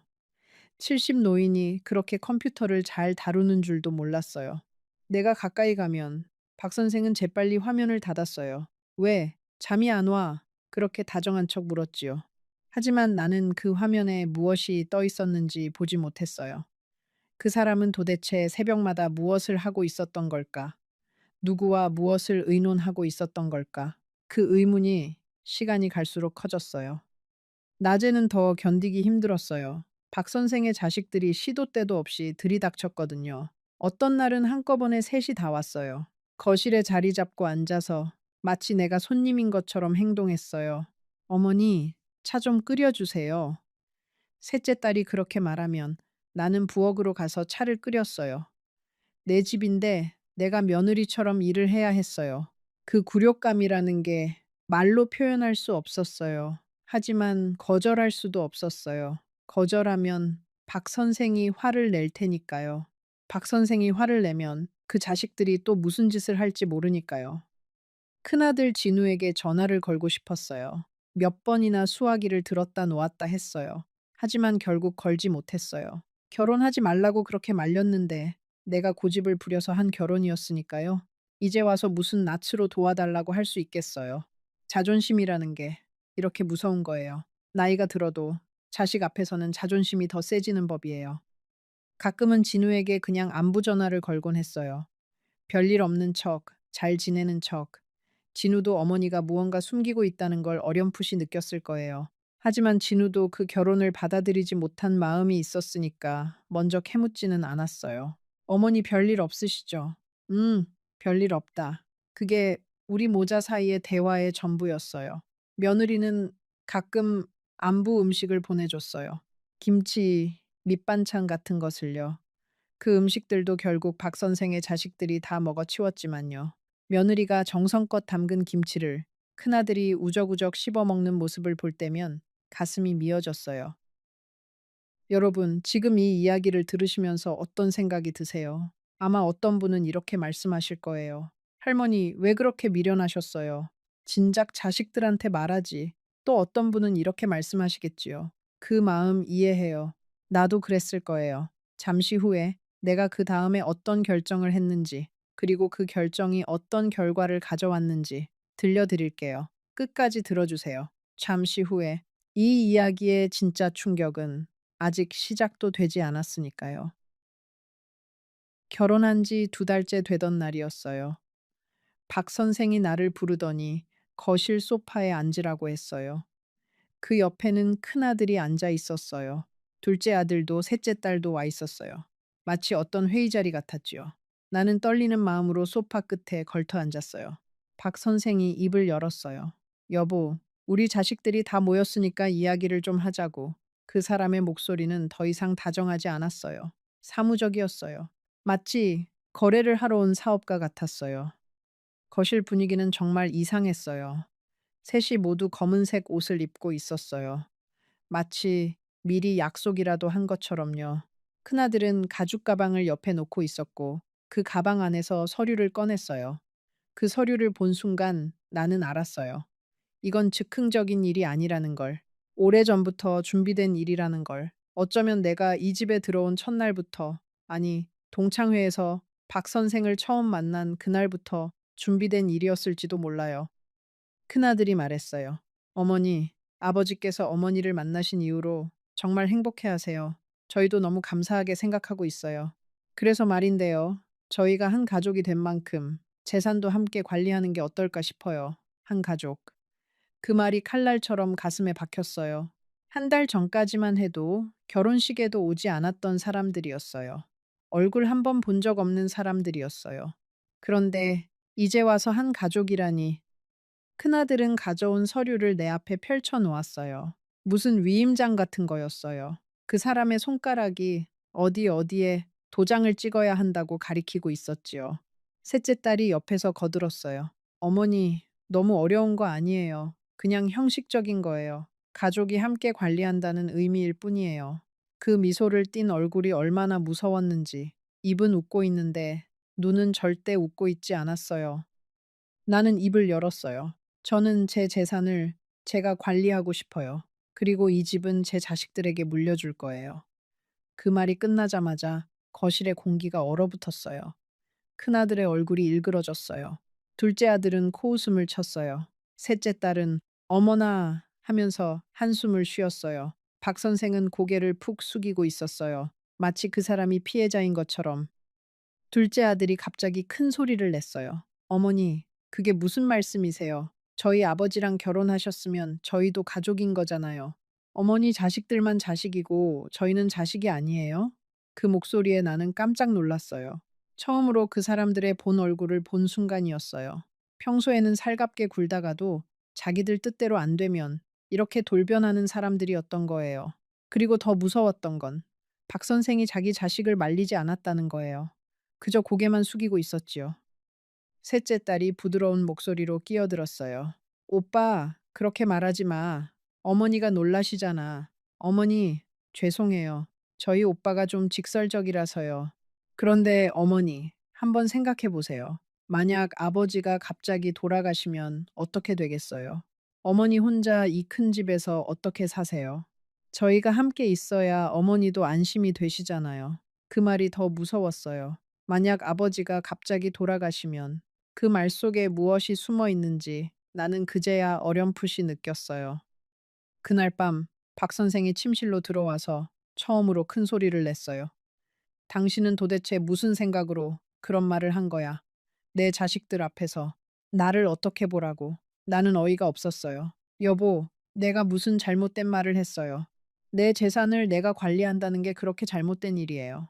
박 선생은 침대를 주먹으로 내리쳤어요. 나는 깜짝 놀라 뒤로 물러섰어요. 그 사람의 얼굴은 내가 처음 보는 얼굴이었어요. 분노로 일그러진 얼굴. 동창회에서 다정하게 웃던 그 사람의 얼굴이 아니었어요. 그 밤은 정말 길었어요. 박 선생은 한참 동안 안방에 앉아 있다가 결국 거실로 나갔어요. 나는 침대에 누워서 잠을 청하려고 했지만 그 거실에서 들리는 전화 소리에 잠을 잘 수가 없었어요. 박 선생이 누군가와 통화를 하고 있었어요. 새벽 2시가 다 되어 가는 시간에요. 누구와 그 시간에 통화를 하는 건지, 그리고 그 통화 내용이 무엇이었는지 나는 알 수 없었지만 좋은 내용이 아니라는 것만은 분명히 알 수 있었어요. 다음 날 아침 박 선생은 식탁에 앉지 않았어요. 그저 옷을 갖춰 입고는 집을 나갔어요. 어디 가요? 내가 물었지만 대답이 없었어요. 문을 쾅 닫고 나가버렸어요. 그날 저녁이 다 되어서야 박 선생이 돌아왔어요. 그리고 그 사람과 함께 큰아들과 둘째 아들이 들어왔어요. 마치 우리 집을 점령하러 온 군대처럼요. 세 사람은 거실에 자리를 잡고 앉아서 내가 차려놓은 저녁 식사를 잡수셨어요. 나는 부엌 식탁에서 혼자 밥을 먹어야 했어요. 그날 이후로 우리 집은 더 이상 내 집이 아니었어요. 박 선생은 자기 자식들에게 열쇠를 나눠주었어요. 그래서 그들은 아무 때나 우리 집에 들어왔어요. 새벽에도 들어왔어요. 한밤중에도 들어왔어요. 어떤 날은 큰아들이 자기 가족을 데리고 와서 안방에서 자고 갔어요. 며느리와 손주들까지. 나는 손님 방에서 자야 했지요. 내 집인데 손님 방에서요. 그 큰아들의 부인이라는 사람도 만났어요. 처음 만난 자리에서 그녀는 나에게 어머님, 어머님 하면서 깍듯이 굴었어요. 하지만 부엌으로 들어와서는 내가 정성껏 길러놓은 화분의 화초를 다 뽑아버렸어요. 어머니, 이런 거 키우시면 안 돼요. 집 운이 안 좋아져요. 그러면서요. 자기들 마음대로 가구도 옮겼어요. 거실의 소파 위치를 바꾸고 안방의 침대를 다른 방으로 옮겼어요. 내가 죽은 남편과 함께 잤던 그 침대를요. 그 침대를 박 선생과 함께 쓰는 게 마음이 편치 않았지만 그래도 그 침대에는 죽은 남편의 흔적이 남아 있었거든요. 그런데 그 침대가 다른 방으로 옮겨졌어요. 마치 죽은 남편의 흔적을 다 지워버리려는 것처럼요. 그 큰아들의 부인은 내 부엌까지 자기 마음대로 했어요. 죽은 남편이 결혼 30주년에 사줬던 은수저 세트가 어느 날 보니 사라져 있었어요. 어디 갔냐고 물었더니 어머님, 그게 너무 무거워서 제가 처분했어요. 가벼운 것으로 다시 사드릴게요. 그러더라고요. 처분이라니. 그 은수저는 돈으로 살 수 없는 거였어요. 죽은 남편이 한 달 월급을 모아서 사준 거였어요. 그 안에는 우리 가족의 30년 세월이 담겨 있었어요. 그런데 그게 처분되어 버린 거예요. 무거우니까. 가벼운 것으로 바꿔준다니까. 나는 그날 부엌 한 구석에 주저앉아 한참을 울었어요. 박 선생은 거실에서 텔레비전을 보고 있었어요. 내가 우는 소리도 못 듣는 척했지요. 그 며느리는 내가 입던 한복까지 마음대로 정리했어요. 죽은 남편과 결혼할 때 입었던 그 한복, 평생 함부로 입지도 않고 장롱 깊숙이 모셔두었던 그 한복을 어느 날 그녀가 끄집어내서 펼쳐놓더라고요. 어머님, 이건 너무 옛날 거예요. 요즘은 이런 거 안 입어요. 박물관에 기증하시는 게 어때요? 그러면서요. 박물관에 기증. 내 평생의 추억을. 나는 그 한복을 다시 장롱 안으로 집어넣고 자물쇠를 채웠어요. 그날부터 안방 장롱에 자물쇠를 채우기 시작했지요. 내 집안에서 내가 자물쇠를 채워야 한다는 게 그게 얼마나 서글픈 일이었는지 몰라요. 냉장고는 항상 비어 있었어요. 내가 사다 놓은 음식들을 그들이 다 먹어 치웠으니까요. 내가 아끼던 그릇들이 하나둘씩 사라졌어요. 결혼 예물로 받았던 금부치들도 어느 날 보니 없어져 있었어요. 박 선생에게 물어보면 당신이 어디 둔 거 잊어버린 거 아니야 하고 핀잔을 줬어요. 나는 정말 미쳐가는 것 같았어요. 내가 미친 건지 저 사람들이 미친 건지 구분할 수 없었어요. 어느 날은 새벽에 일어나서 부엌으로 갔어요. 그런데 식탁 위에 누가 앉아 있더라고요. 둘째 아들이었어요. 새벽 4시예요. 내 집 부엌에서 우리 부부의 식탁 위에 그 사람이 앉아 있는 거였어요. 손에는 내가 아끼던 도자기 잔을 들고 있었지요. 어머니, 일찍 일어나셨네요. 그렇게 말하더라고요. 마치 자기가 집주인인 것처럼요. 나는 너무 놀라서 그저 멍하니 서 있었어요. 둘째 아들은 천천히 일어나서 자기 자고 있던 방으로 돌아갔어요. 내 집인데 자기 방이라니. 그날 새벽, 나는 부엌 식탁에 한참을 앉아서 죽은 남편의 사진이 있던 자리를 바라봤어요. 그 사진이 있던 자리가 이제는 텅 비어 있었어요. 그 빈자리가 그렇게 크게 느껴졌어요. 며칠 후에는 더 이상한 일이 있었어요. 내가 시장에 다녀왔는데 안방 문이 열려 있었어요. 분명히 잠그고 나갔는데요. 안방에 들어가 보니 누가 내 물건들을 다 헤집어 놓았더라고요. 옷장 서랍이 열려 있고 화장대 위가 어수선했어요. 박 선생을 불렀어요. 박 선생은 거실에서 천연덕스럽게 말하더군요. 큰애가 잠깐 들렀다 갔어. 뭐 좀 찾는다고. 뭘 찾았는지는 말도 하지 않았어요. 그 큰아들이 내 안방을 헤집고 다닌 거예요. 내가 시장에 간 사이에 마치 도둑이 들어왔다 간 것처럼요. 다른 점이 있다면 도둑은 한번 들어왔다가 가지만 이 도둑들은 매일같이 들어오고 나간다는 거였지요. 가장 마음이 아팠던 건 죽은 남편의 사진이 사라진 일이었어요. 안방 화장대 위에 늘 놓여 있던 그 사진.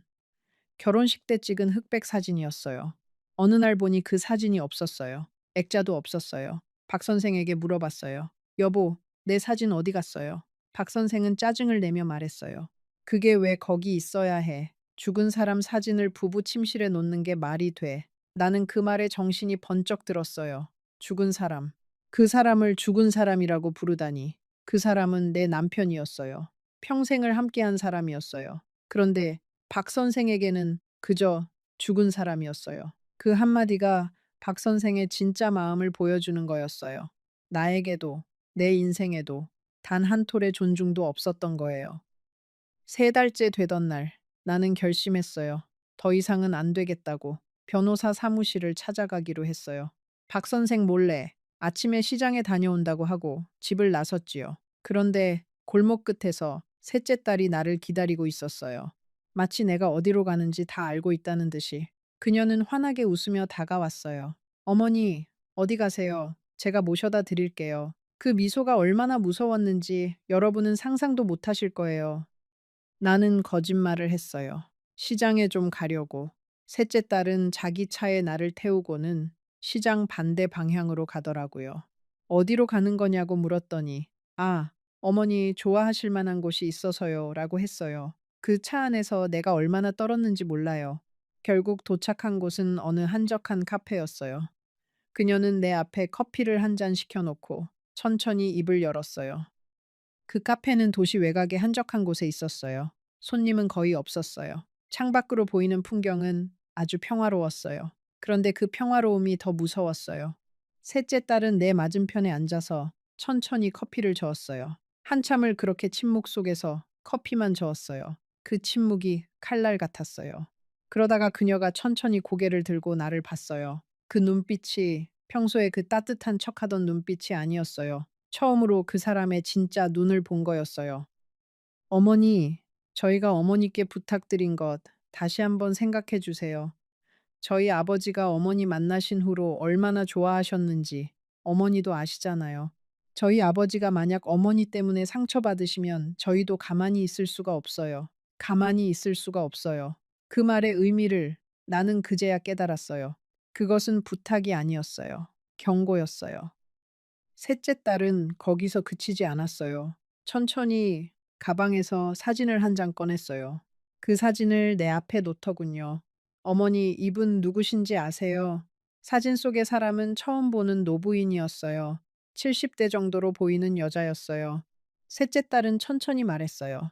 이분도 저희 아버지와 잘 아시던 분이에요. 그런데 어머니 만나기 직전에 갑자기 마음이 변하셨어요. 그러더니 어느 날 정신을 차리지 못하셨다고 들었어요. 지금은 어디 계시는지도 모른대요. 그 말이 무슨 의미인지 나는 알 수 없었어요. 알고 싶지도 않았어요. 그저 그 사진을 보면서 등에서 식은땀이 흘렀어요. 셋째 딸은 그 사진을 다시 가방에 넣었어요. 그러고는 다시 환하게 웃으며 말했어요. 어머니, 저희가 어머니를 사랑하잖아요. 어머니께 좋은 일이 생기시기를 바라고요. 잘 생각해 보세요. 가족이 함께 행복하게 사는 게 얼마나 좋은 거예요. 그러면서 내 손을 잡았어요. 그 손이 그렇게 차가웠어요. 사람의 손이라고 믿기지 않을 정도로요. 나는 그 차가운 손에서 내 손을 빼내고 싶었지만 그럴 수 없었어요. 셋째 딸의 소나귀가 보기보다 훨씬 더 강했거든요. 셋째 딸은 그 자리에서 한참을 더 이야기했어요. 자기들 가족이 얼마나 어려운지, 큰오빠가 얼마나 힘들게 사는지, 둘째 오빠가 어떤 사업을 하려고 하는지, 그러더니 갑자기 화제를 바꿨어요. 어머니, 그런데 진우 오빠는 잘 지내시나요? 며느님이 임신 중이라고 들었는데, 나는 그 순간 가슴이 철렁했어요. 며느리가 임신한 건 사실이었어요. 셋째 아이를 가져서 진우 부부가 한참 들떠 있을 때였지요. 그런데 셋째 딸이 그걸 어떻게 알고 있는 거지? 나는 결혼 후로 진우 부부 이야기를 박 선생에게 거의 하지 않았는데요. 누가 알려준 걸까? 아니면 그 사람들이 직접 진우 부부의 일상을 살펴보고 있는 걸까? 그 생각에 등에서 식은땀이 또 흘렀어요. 셋째 딸은 천천히 일어나서 카페 카운터로 가서 계산을 했어요. 나는 그 자리에 그대로 앉아 있었어요. 다리에 힘이 없어서 일어날 수가 없었거든요. 그녀가 돌아와서 내 어깨를 살짝 두드리면서 말했어요. 어머니, 가요. 집까지 모셔다 드릴게요. 그 목소리가 너무도 다정해서 한순간 내가 잘못 들은 건가 싶을 정도였어요. 방금 전까지 협박을 하던 그 사람과 같은 사람이라고 믿을 수 없었어요. 그게 더 무서웠어요. 그 사람들은 사람의 감정을 마음대로 조절할 수 있는 사람들이었어요. 따뜻한 척, 차가운 척, 친절한 척, 무서운 척, 마치 가면을 바꿔 쓰듯이요. 이 이야기 지금까지 들으면서 어떤 마음이 드시나요? 가슴이 답답하시지요? 나도 그때 그랬어요. 숨이 막혔어요. 잠시 후에 내가 그 카페에서 나와서 어떤 결정을 했는지, 그리고 그 결정이 내 인생을 어떻게 바꿔 놓았는지 들려드릴게요. 진짜 이야기는 이제부터 시작이에요. 카페에서 집으로 돌아가는 길에 나는 결심을 굳혔어요. 이대로 무너질 수는 없다고. 70평생 살아온 내가 이렇게 끝낼 수는 없다고. 그날 밤, 박 선생이 잠든 사이에 나는 안방의 옷장을 열었어요. 그리고 오래된 통장과 도장이 들어있는 상자를 꺼냈어요. 그 상자가 그대로 있었어요. 다행이었지요. 아직은 그들이 내 비밀 금고를 발견하지 못한 거예요. 그 상자는 죽은 남편이 만들어준 거였어요. 결혼하고 얼마 안 되었을 때 남편이 그러더라고요. 여보, 여자도 자기만의 비밀스러운 곳이 있어야 해. 남편한테도 절대 보여주지 않는 곳이 있어야 해. 그러면서 그 작은 나무 상자를 만들어줬어요. 그 안에 내가 평생 모아온 금부치와 비상금, 그리고 중요한 서류들을 넣어두었지요. 박 선생도 그 자식들도 그 상자가 있다는 걸 몰랐어요. 그날 밤 나는 그 상자를 꼭 끌어안고 한참을 울었어요. 죽은 남편이 마치 옆에서 나를 지켜주는 것 같았어요. 다음날 아침 나는 박 선생에게 말했어요. 여보, 나 미용실에 좀 다녀올게요. 머리도 자르고 파마도 좀 하려고요. 박 선생은 별 의심 없이 고개를 끄덕였어요. 사실 나는 미용실에 가는 게 아니었어요. 큰아들 진우의 집으로 가는 길이었지요. 셋째 딸이 또 따라올까 봐. 나는 일부러 미용실 앞에서 내렸어요. 그리고 미용실 뒷문으로 빠져나가서 택시를 잡아탔어요. 택시 안에서 나는 계속 뒤를 돌아봤어요. 누가 따라오는 건 아닌가 싶어서요. 다행히 따라오는 사람은 없었어요. 택시기사 아저씨가 백미러로 나를 보더니 할머니, 어디 안 좋으세요? 얼굴이 너무 창백하세요. 그러시더라고요. 나는 그저 고개를 저었어요. 괜찮아요, 기사님. 그냥 좀 어지러워서요. 사실은 무서워서였어요. 누군가 나를 지켜보고 있을 것 같은 두려움. 그 두려움이 내 온몸을 사로잡고 있었어요.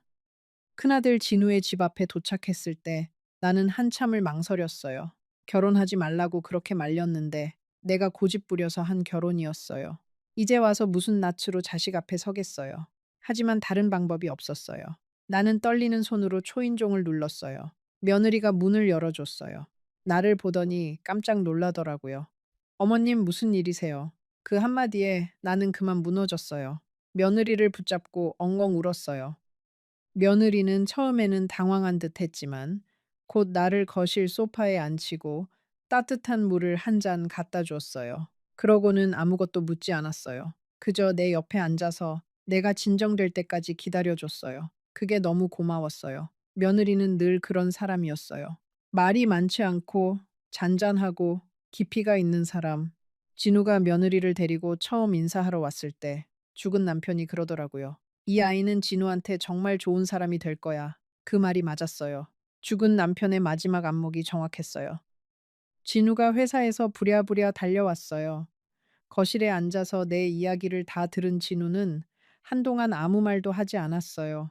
그저 천장만 바라보고 있었지요. 그러더니 천천히 입을 열었어요. 어머니, 왜 진작 말씀 안 하셨어요? 한 달이나 그렇게 사셨다니, 두 달이나. 진우의 눈에 눈물이 그렁그렁했어요. 그렁그렁했어요. 나는 또 울었어요. 미안해, 진우야. 엄마가 미안해. 진우는 그날로 변호사 친구를 불렀어요. 그 변호사 친구가 말하기를 박 선생과의 결혼이 사실은 사기 결혼일 가능성이 높다고 했어요. 박 선생의 자식들이 빚을 잔뜩 졌고 그 빚을 갚기 위해서 일부러 나 같은 사람을 표적으로 삼았을 수 있다는 거였어요. 동창회. 거기서부터 다 계획된 거였을지도 모른다고 했어요. 그 말을 듣는 순간 내 다리에서 힘이 쭉 빠졌어요. 내가 만났던 박 선생의 그 따뜻한 눈빛, 매일 아침 손에 쥐어주던 따뜻한 차, 함께 부르던 옛날 노래. 그 모든 것이 다 연기였단 말인가. 70평생 살아온 사람을 단 몇 달 만에 그렇게 속일 수 있단 말인가. 인간의 마음이 어떻게 그렇게 잔인할 수 있는지 나는 그 자리에서 처음 깨달았어요. 변호사는 나에게 몇 가지 방법을 제시했어요. 첫째, 즉시 이혼 소송을 하는 것. 둘째, 일단 집으로 돌아가서 박 선생 측이 어디까지 계획하고 있는지 증거를 모으는 것. 셋째, 더 이상 위험하면 안전한 곳으로 피신하는 것. 나는 망설였어요. 솔직히 무서웠어요. 박 선생의 자식들이 어떤 사람들인지 그 셋째 딸의 그 웃음을 봤을 때 이미 알았으니까요. 진우는 단호하게 말했어요. 어머니, 절대 그 집에 다시 들어가시면 안 돼요. 오늘부터 저희 집에서 지내세요. 짐은 제가 가서 가져올게요. 며느리도 옆에서 거들었어요.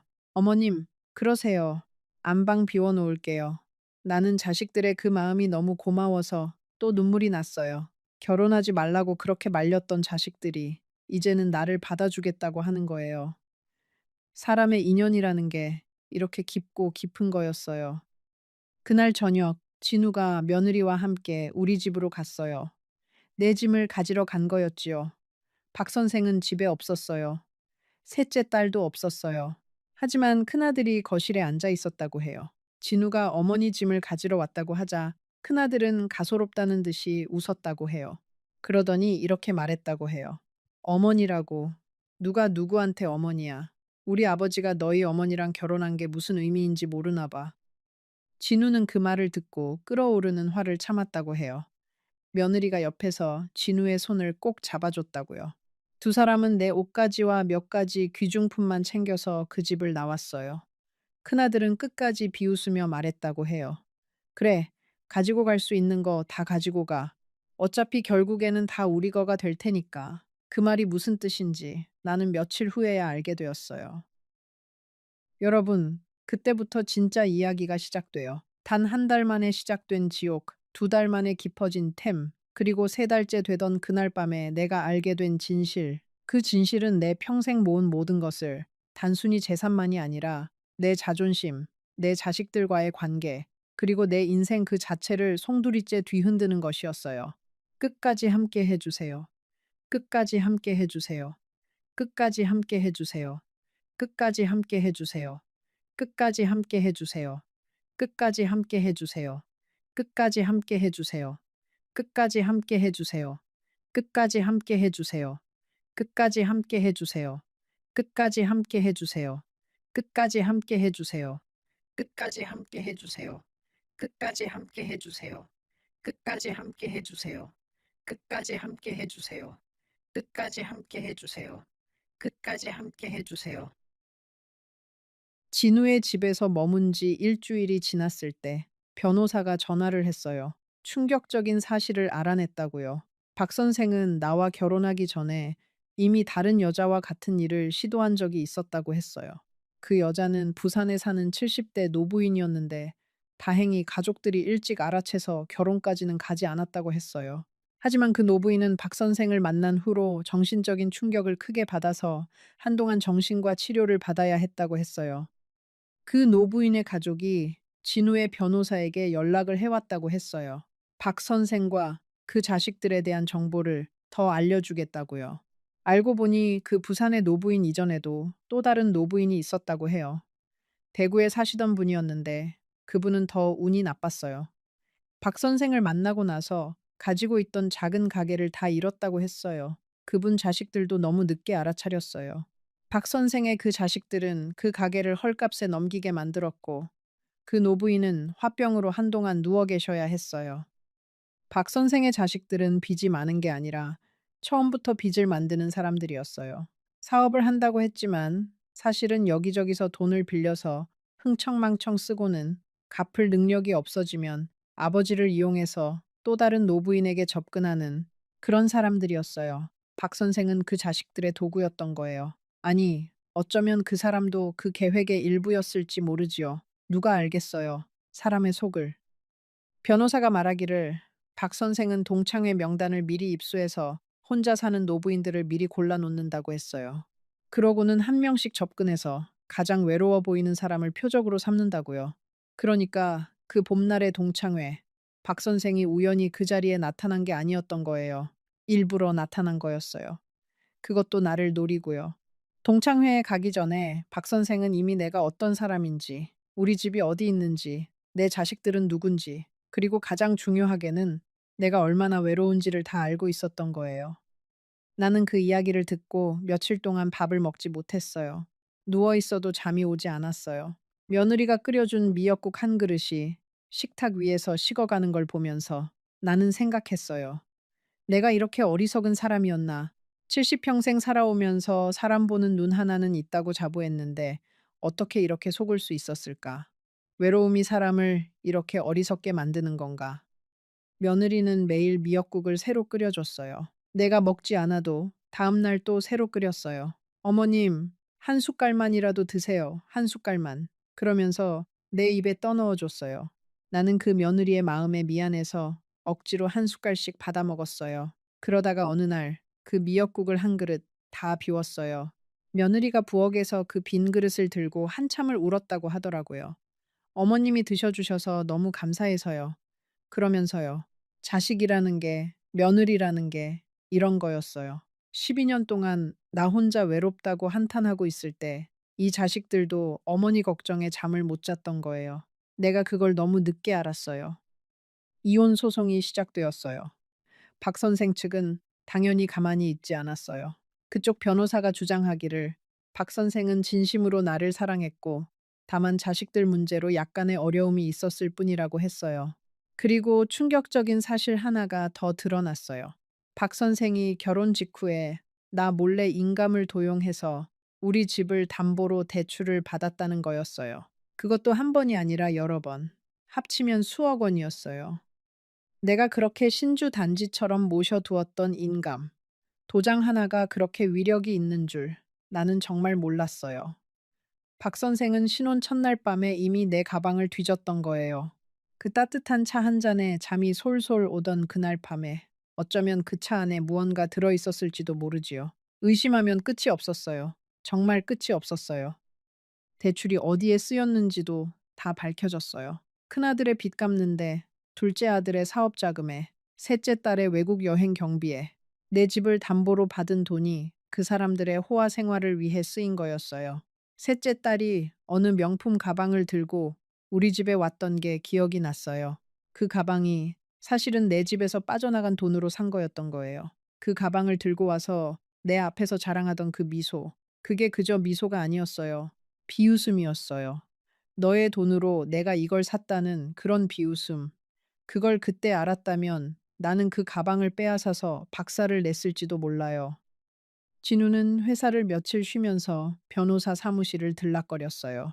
며느리는 매일같이 나에게 밥을 차려주고 손을 잡아주고 등을 쓰다듬어 주었어요. 그런데 작은 딸 미경이는 한 번도 오지 않았어요. 전화도 하지 않았어요. 그게 가장 마음이 아팠어요. 결혼식에 오지 않았던 그 딸이 이제는 내가 이렇게 힘든데도 한 번 들여다보지 않는다는 게. 진우에게 물었어요. 미경이는 잘 있니? 진우는 한숨을 쉬더라고요. 어머니, 미경이는 아직 시간이 필요해요. 그 애도 충격이 큰 거예요. 나는 알았어요. 미경이가 화가 난 거였어요. 결혼식에 오지 말라고 그렇게 매달렸는데도 내가 고집을 부려서 결혼했고 결국 이런 일이 벌어졌으니까요.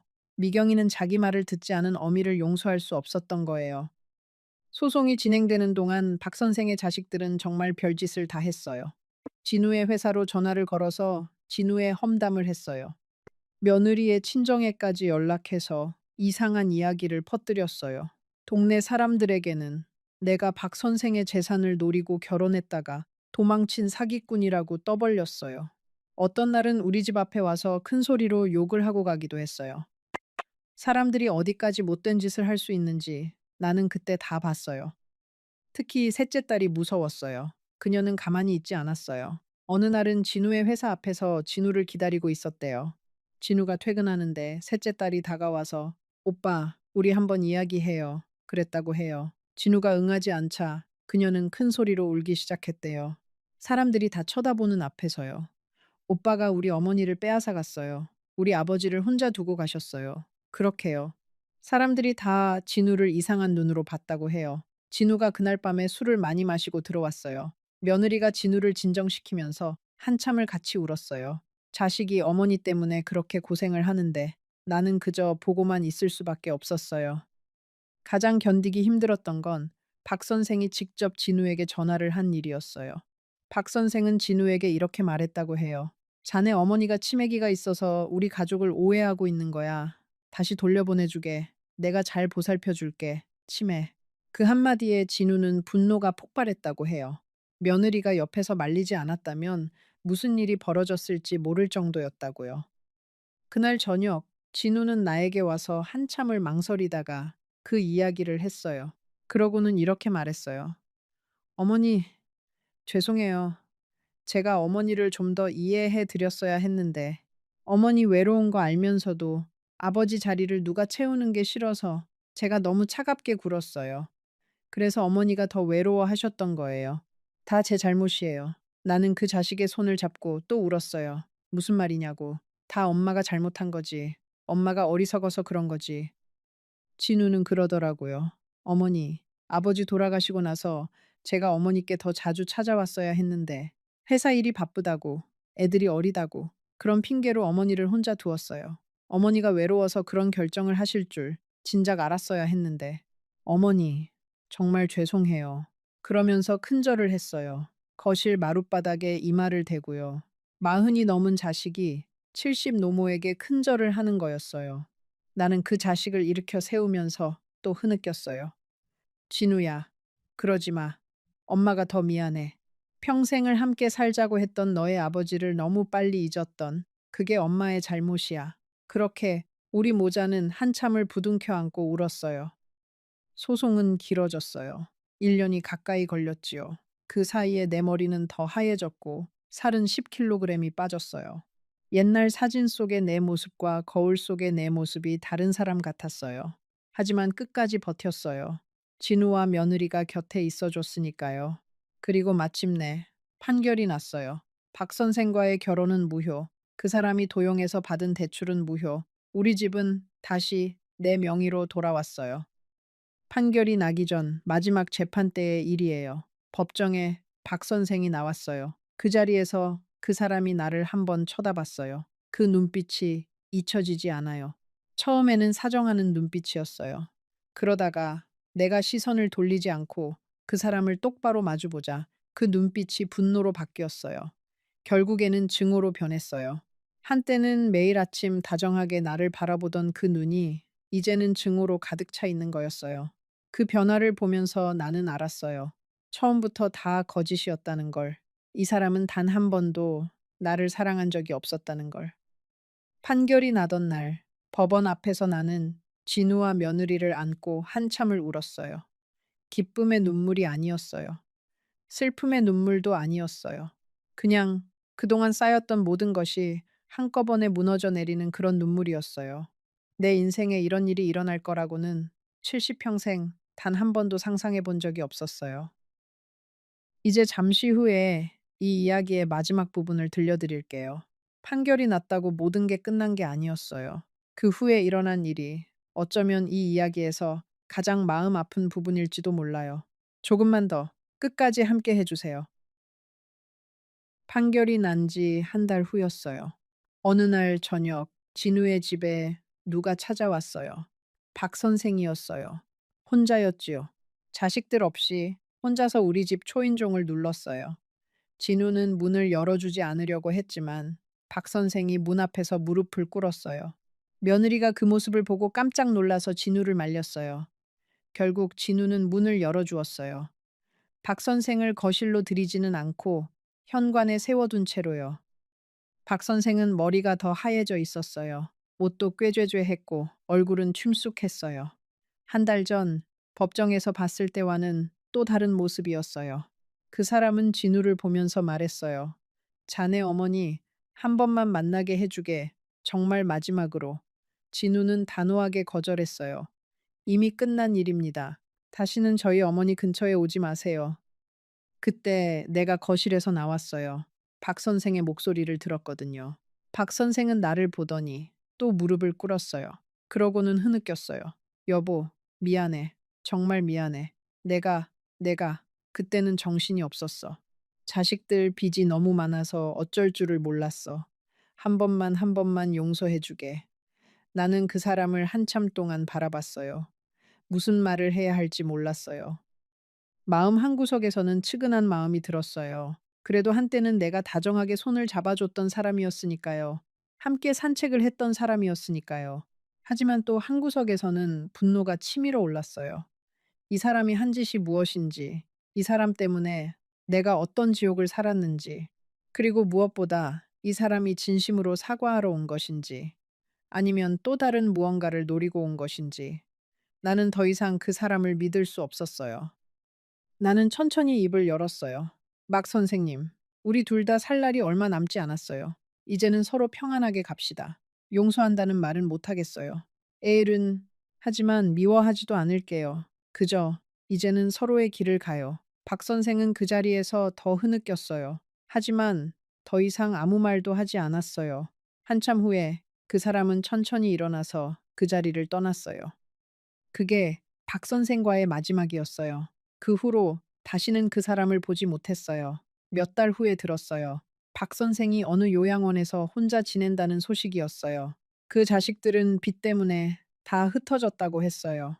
큰아들은 외국으로 도망쳤고, 둘째 아들은 어느 시골로 들어갔고, 그렇게 무섭게 웃던 셋째 딸은 어느 절에 들어갔다고 했어요. 사람의 삶이 이렇게 흩어지는 거예요. 욕심을 부리다가 결국에는 다 흩어지는 거예요. 진우의 집에서 두 달을 더 머문 후에 나는 내 집으로 돌아갔어요. 다시 혼자가 되었지요. 하지만 예전의 그 외로움과는 달랐어요. 이제는 자식들이 자주 찾아왔어요. 진우와 며느리, 그리고 손주들, 미경이도 1년 만에 처음으로 찾아왔어요. 미경이는 현관 앞에서 한참을 서 있다가 결국 나를 안고 울었어요. 엄마, 미안해. 내가 너무 매정했어. 나는 그 딸의 머리를 쓰다듬으면서 말했어요. 괜찮아.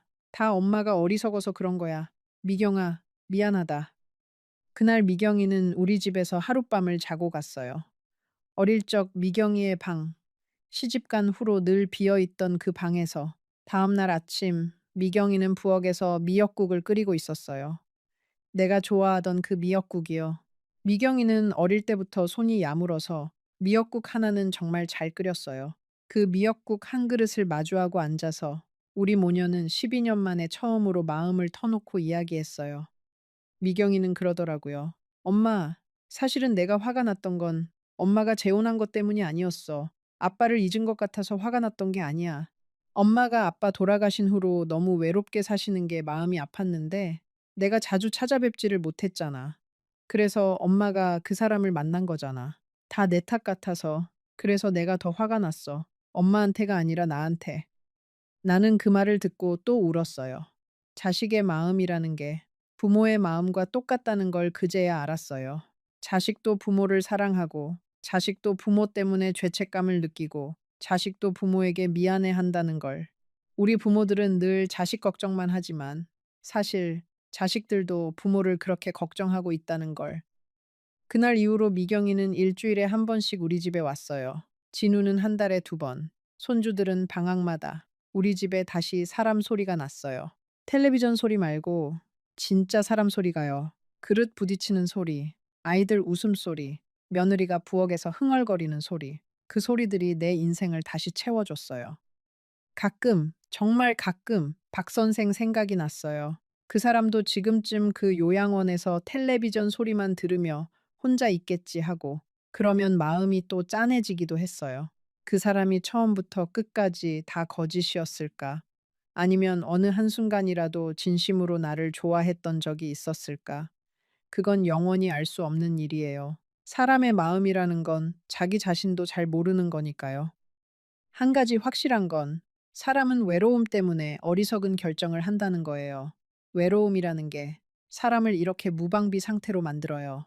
평생 똑똑하게 살아온 사람도 외로움 앞에서는 어린아이가 돼버려요. 그래서 외로운 사람들을 노리는 사람들이 그렇게 많은 거예요. 나는 운이 좋았어요.